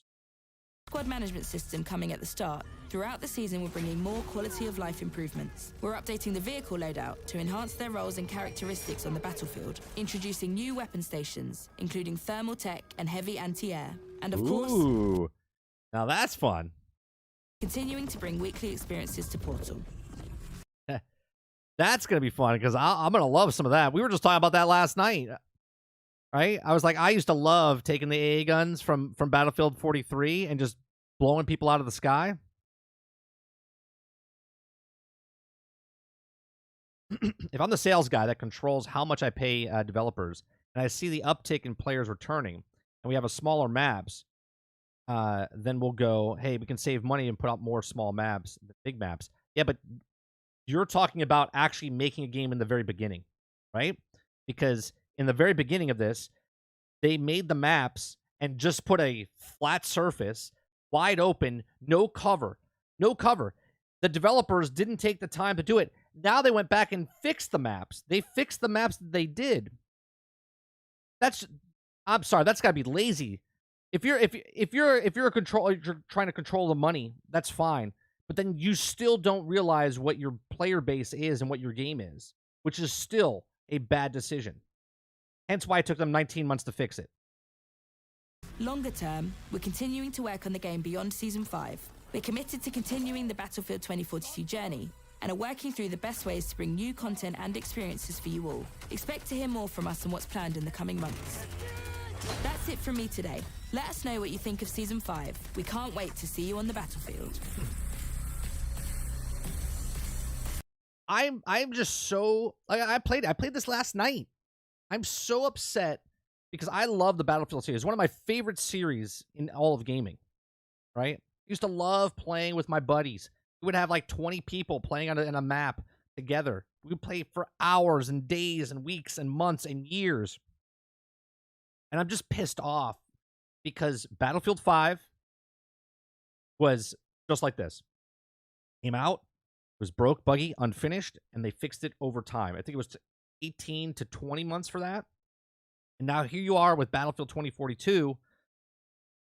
19 months. 19 months. Not until that last map, Hourglass, is in the game, that is when the game should have launched. When that map comes back into the game and they actually fix it, that's when the game should have launched. Battlefield 2042 would have been a much better game if they just waited to make the actual game. And what pisses me off, they steal money, or steal my money, but they steal money from people that paid $120, and then they had to wait 19 months for the game to be back. That's a bad business model.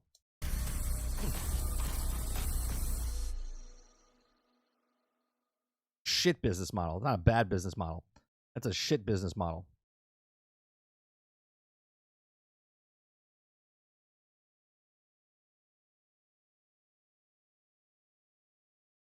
Do they have a battle pass? How much time commitment do you need to complete it? They do have a battle pass. I don't play every week, but I play for about 2 hours every week, Fate, give or take. Give or take. Actually, I can look at it. Let me see. Let's see how often I played it. Let's see. On my content.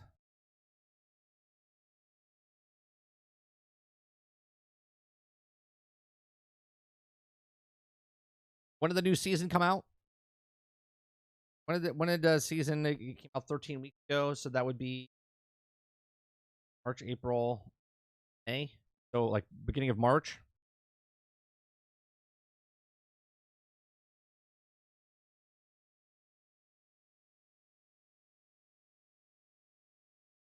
Okay, March to the war zone. Haven't been season 4. Yeah, okay. So I started on March 13th, and I played one. That's 3 hours. That's 3 hours.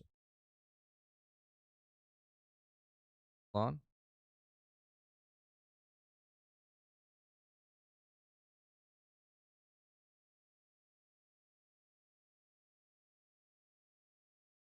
Didn't play any that one.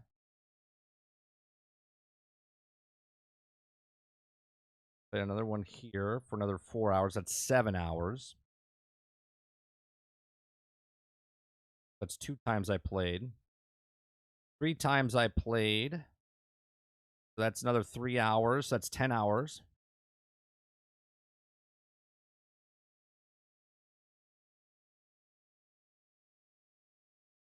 I'm not showing on the screen because it's behind the back scenes of my YouTube channel. So, let's see. And then I played last week, which is 3 more hours, 3.5 hours. So that's 13.5 hours. And then I played yesterday or last week, which is another 3 hours. That's 17 hours. And then I played yesterday for another 3 hours, 20 hours. 20 hours, and I think I'm level 69 on the pass. I played 7 times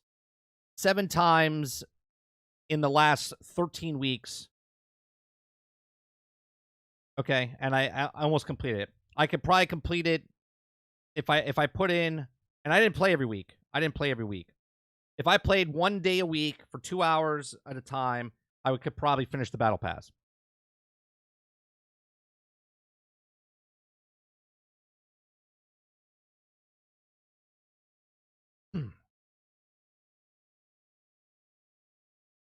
I realized this morning, when looking at why I've jumped off of shooters, is I keep falling at obtaining FOMO Battle Pass, Overwatch 2, Fortnite, Destiny, Call of Duty. I can see that, Fate. So I was at. We were talking this morning. I know it's completely different. We were talking this morning in Discord. Like, I don't like fighting games anymore, right? Like a Street Fighter, Mortal Kombat. I used to love those things. I go to arcade, and waste rolls and rolls of quarters inside those things, right? Killer Instinct, Tekken, Fighter, whatever, all of them. Then when they got home, I would play with my friends and play, and play against my brother, play against my neighbor kids and stuff like that. But it just fell off for me, and I stopped playing fighting games because, and it has nothing to do with like the AI fight against the AI. I just bored of it, and I think it has to do with the interaction with people, like fighting with someone like in person. Like I'm playing someone in the arcade, talk crap to them and whatnot. I miss that. And when I play online, sure, I could talk to somebody, but there's a difference of playing with a fighting game with someone in person and playing with a fighting game with someone online, right? For the first person shooter games you're talking about, it is that FOMO of these. Like I stopped playing Destiny because it was like a checklist. It was almost like a job. I had to like log in every day, like wake up and go, oh, I got to brush my teeth. I got to comb my hair. I got to do this thing. I hate that. That's sort of like what Diablo is a little bit now. And I'm not going to partake in that in the long run. You know what I mean?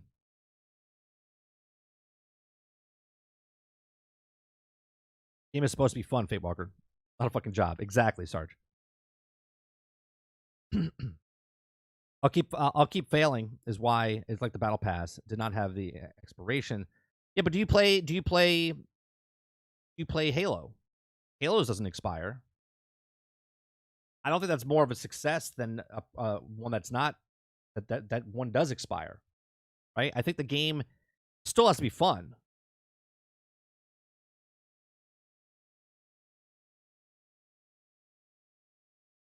Right, Sarge? We played every night for 3 years.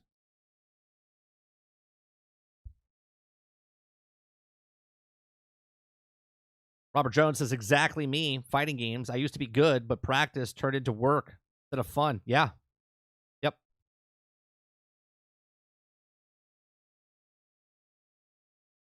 1,400 hours in Destiny and counting. Some rookie numbers there, Jared. I think I had 1,700 in Destiny. No, I had 3,000 in Destiny 1. I had 1,700 in Destiny 2.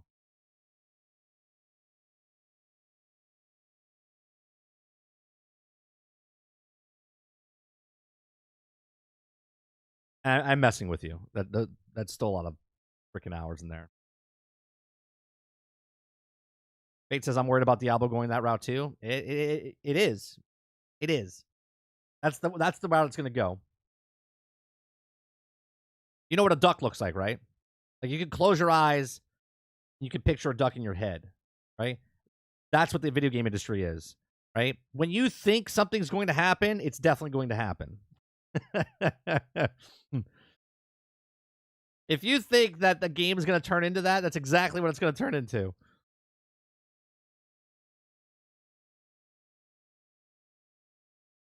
Diablo 4 is a game that can already tell won't respect your time. Oh, I know that going in, Travis, but I'm also going in, one, I want to play through the story, right? Because I'm a story guy. And then I can get the extra stuff on top of that, right? I am not going to make a new character every freaking season and level that up to 100. I'm not. Not to say I won't play every season. Like I'll come in, maybe Akuta Papa's, it'll be season 3, and he's like yanking me through, helping me through the content or whatnot. I'll play, but I'm not going to be devoting my whole life to Diablo 4 because I have to get level 100 for this season. Like I'm not that gamer. I'm not going to do it anymore. I don't look at my kid, right, and go, well, I can either spend time with my son or I can spend 14 hours in leveling up my season. You know what's going to win? My family, every single time. Every single time. I'm not here to do it. This is my job, right? Doing the YouTube stuff, I'd rather put 14 hours in like this, which I won't, but I would rather do that than play a video game and play for 12 hours just so I can get 0.2% or get a skin. Not going to happen.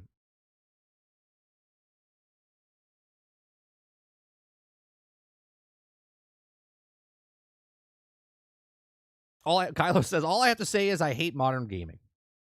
But why do you hate modern gaming, Kylo? Here, talking about, I'm going to read what you guys said, right? Talking about fun. Here's a new, remember when wrestling games were just fun, right? This looks fun. This is AEW. I don't know if I'm going to pick it up, but it reminds me, because it's the same people that made the games in the past that I used to love, and this game looks fun. We have about to unfold.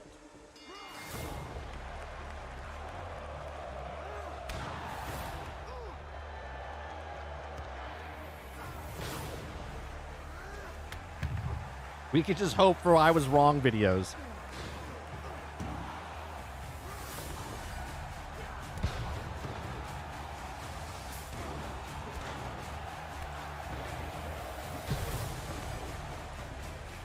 Travis, what are you, my producer?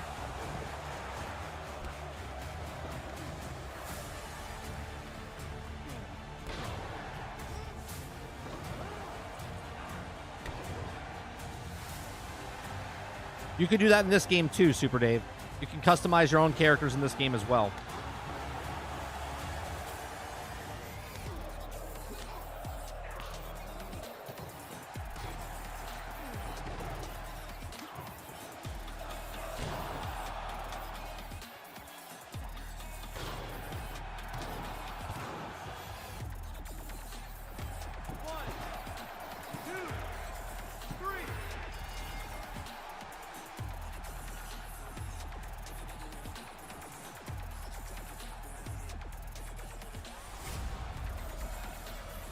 That comes across all platforms, even the Nintendo Switch, PlayStation 4 and 5, Xbox Series X and X,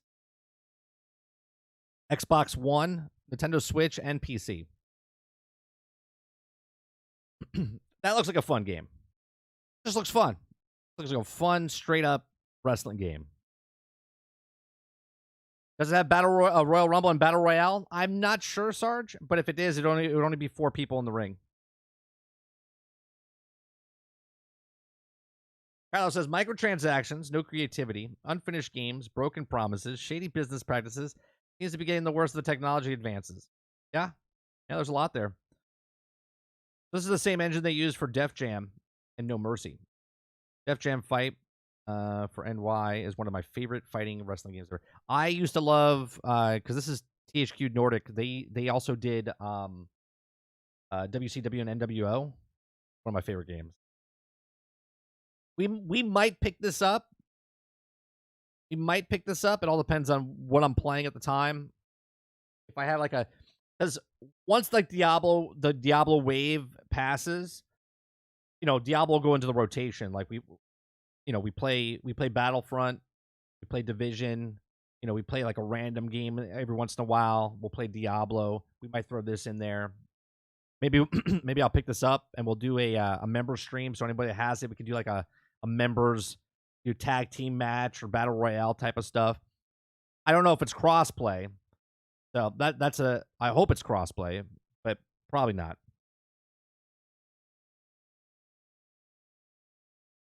Already confirmed there's a mode where you can have up to 28 people in the ring at one time.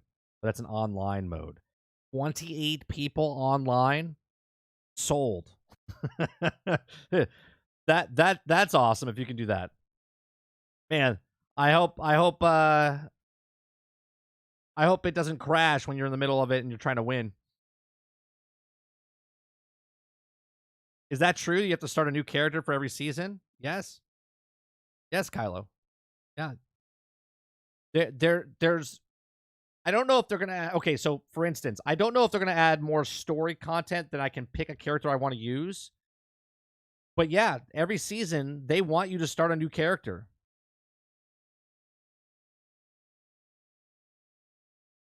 Like you're not gonna play Diablo like you're playing Division or Destiny, where you're gonna have the same character and a new season starts and you continue your character.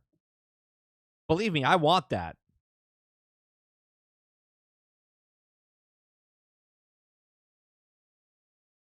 If I could do that, Fate, that's all I want.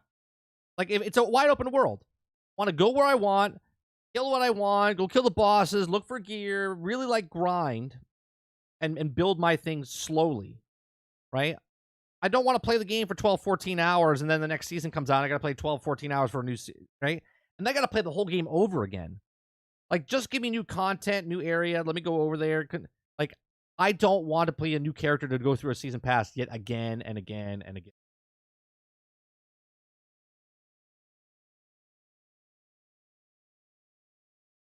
Yeah, I don't want to do that. I don't want to do that. And I will not do that. Like, if people are playing, like, hey, you want to play Diablo tonight? Sure, I'll jump in and play. But I'll be like, I'm okay. I love the way Division does it. Division 2, we jump in, we play. My character's 4 years old, right? New season starts. I go on the manhunts. I get the new gear, get the new weapons. You know what I mean? Like, it's fun. I hang out with my buds.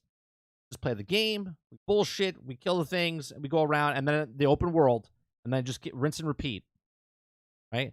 If Diablo 4 doesn't do that, that's a fail to me. If I can't play the same character for the next 4 years, 5 years, and I know someone will look at that and go, why do you want to play the same character for 5 years or whatever? Because I want to. How about that? Right? I don't want to make a new character every 12 weeks, 14 weeks, whatever. So they force you to replay the same game with a couple of difference here and there every 3 months. That's not an idea for me. Well, no. Well, let me sell it to you, Kylo. Let me sell you. Well, now you're hitting stuff as a barbarian, and then next season you can do it as a wizard. I'm sorry, a sorcerer, right? Then after that you can do it as the druid. But it doesn't matter because you're going to be deleting that character. Not deleting it. You're still going to have the character. But it's just dumb. Now, if I can do what Fate is saying and just go through the season pass, get the gear, get the cosmetics, get the stuff for my barbarian, and the next season comes around and do the same thing.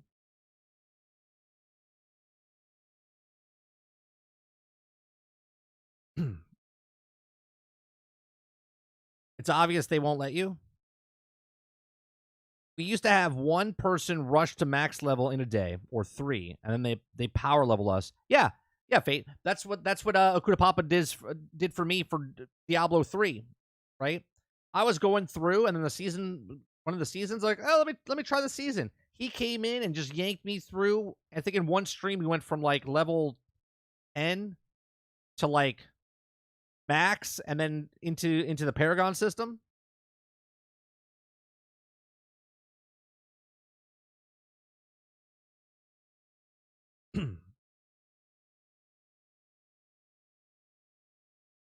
You just sold oceanfront property in Arizona. That's right. But it's the same damn game. Just new face and abilities. Right? But it's different. It's that meme. This meme right here. Hold on. Let me find it.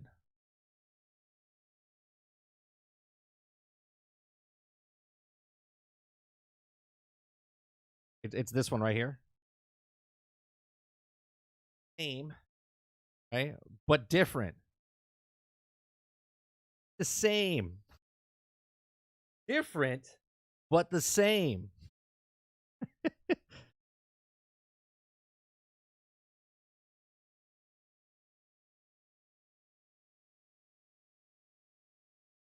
Seasons are mainly ladder races, completely optional. So you're telling me, Quintar, that I can take my character, my first character that I use for my story missions, and every season I can continue using that character to get the season pass and the content that they keep coming out with.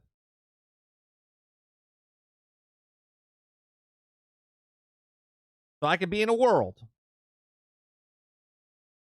where everyone's starting back at 0, and I'm going to be the only one in the world that's at, Paragon 100.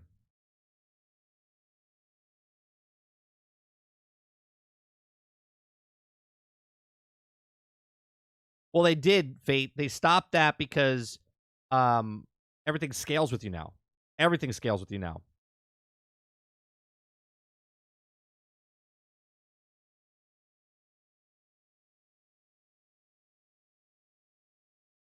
Right, Akuta. 2 streams, which is what, 4 hours? But 4 hours at night? I'm going to say D4 will lose a third of their player base before August. Oh, for sure. I think a lot of people are going to get burnt out with it real fast because the people that are going to play Diablo are the hardcore Diablo fans. You'll pick up a couple of those like non-hardcore to make them into hardcore because maybe that'll be the first game they really attach to. But majority will stop playing.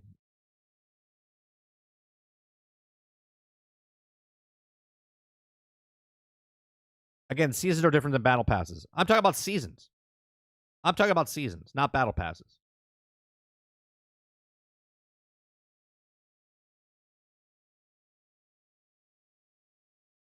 The seasonal content that comes out.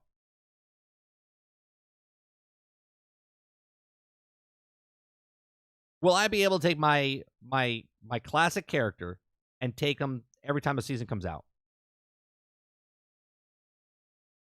Can I do a Division? Can I do Destiny with the same character in Diablo 4?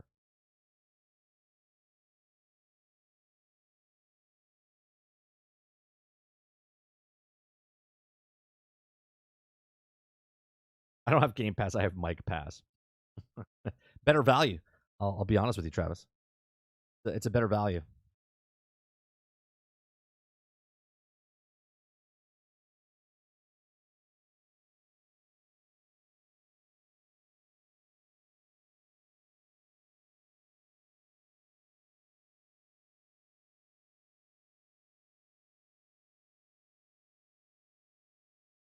I like Diablo, boss.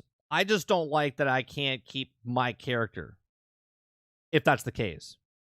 Don't worry about the seasons. Just do the other stuff. Seasons are literally ladder races. Okay.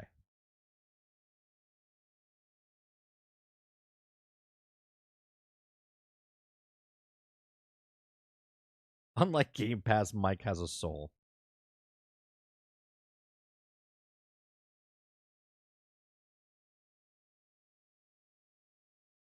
Well, Travis is wishy-washy anyway. First, he didn't want to. Then he said he was going to get it because his friend was buying it for him. And then he's not getting it. So,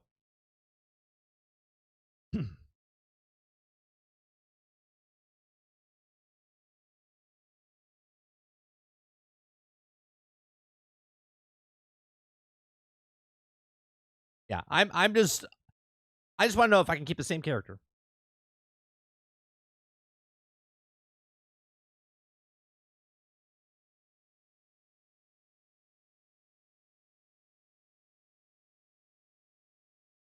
I've got it. I'll be playing it Thursday. You playing on console, or are you playing on PC? Wait, I haven't purchased it yet. I'm hoping it as well. I think it does because I think it's 25 hours story. I don't know if I should get it for PC or if I should get it for console.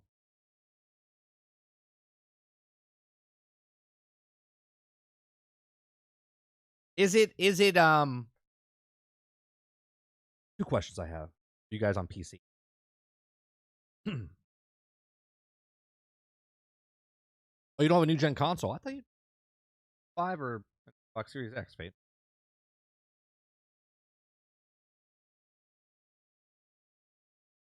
So, two questions I have. Is there controller support on PC for Diablo? Because my question is, when you're playing on PC, you have a Switch, okay.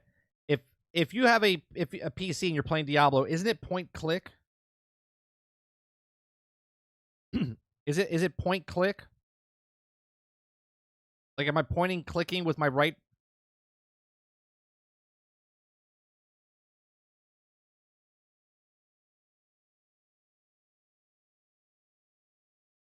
Yeah, point and click. I don't know if I like that.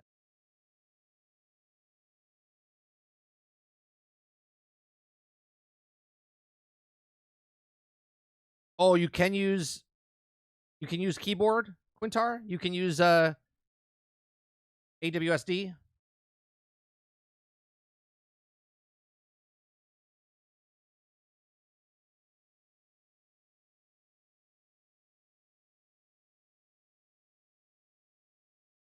You're gonna hate this, but I use point scroll. I don't know if I could do that either.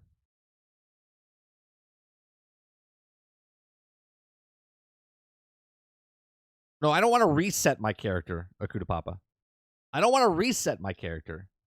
I just want my character to be there and continuously level up. You know what I mean? I guess here's what I'm saying.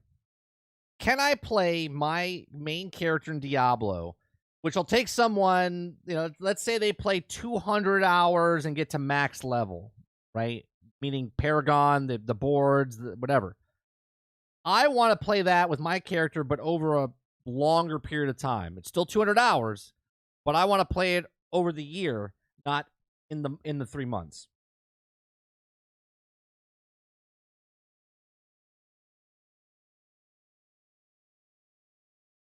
That's what I'm saying. Can I take my time, or when when the first season comes and whatnot? Stop worrying about seasons. There's going to be an add-on content to the game.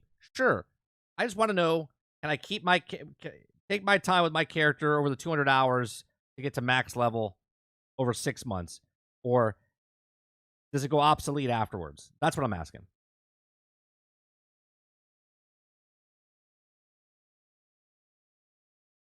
Bit go down the wrong pipe, and I'm choking here. Yes, you can. All right. That's all I care about then.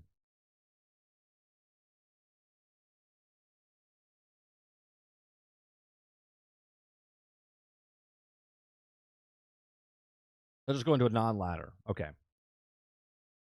No, you can't because Blizzard doesn't care about you. Yeah. Ratchet and Clank Rift Apart up for pre-order on Steam. Oh, nice. Oh, really? We were just talking about that on Friday if it was coming. I didn't know if is that rumor or all of a sudden they just popped that. That's news today, Kylo, right? Or was that rumored before?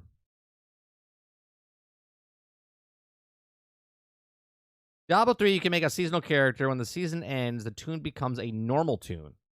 Then you can reset the one tune for seasonal stuff. Anything you earn gets sent to your primary. Is that the same way in Diablo 4? Akuda?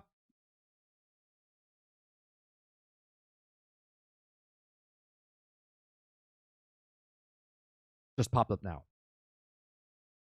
That's funny. On Friday, we were talked about it.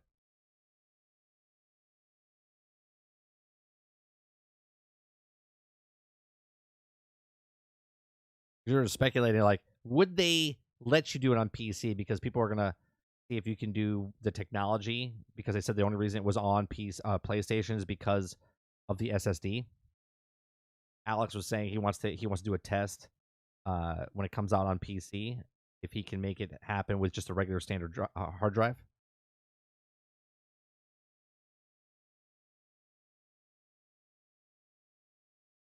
Guess they announced it in a blog post, but it didn't show it at their showcase. That's weird.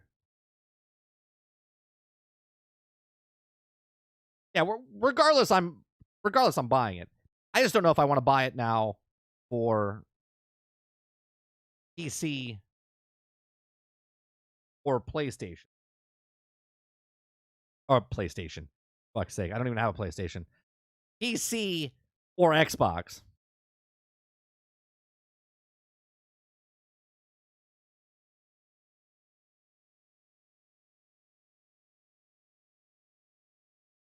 I'm going to laugh when it plays fine on the HDD. Yeah, wouldn't that be funny? I think that would be just so hilarious if it does. Yeah, no, I'm doing early access, boss. We're going to be playing I'll probably get it for Xbox, I'll be honest. Doesn't matter much. It's all crossplay. Okay. So I'll be getting it and playing it Friday night. It comes out Friday, right? Unless we all go to New Zealand. Does it come out on the 2nd or does it come out the 1st? When does it drop? It drops the 1st at what time? Thursday night. So it comes out 6 p.m. Central. So that's 8 p.m. Thursday.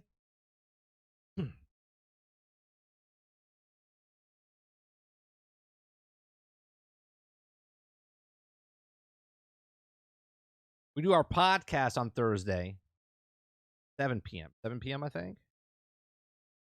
It's only 1 hour difference? It's 7 p.m. Okay.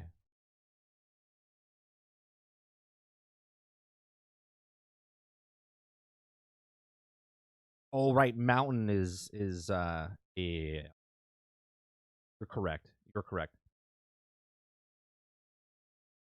Well, pretty soon, Florida. Well, I don't say pretty soon, but supposedly we're not going to be doing daylight savings time anymore. But we'll see. Voted like 6 years ago. It passed, but it didn't pass through the actual where it's supposed to get passed. Yeah, so we'll be playing it. I'll play it Thursday night after the podcast then.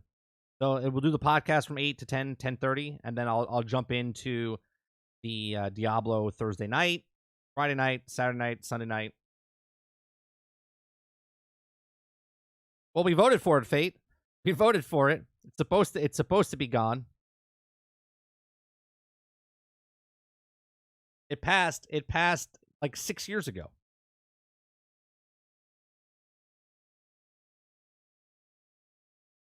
But nobody's taking effect. Like, yeah, they passed it, but we're not going to change it.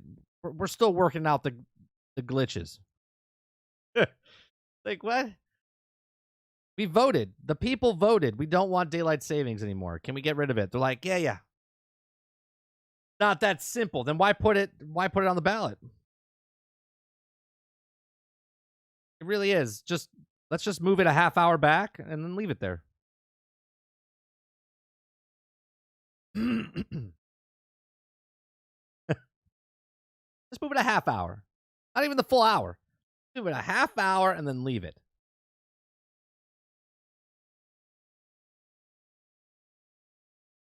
Same time all the time.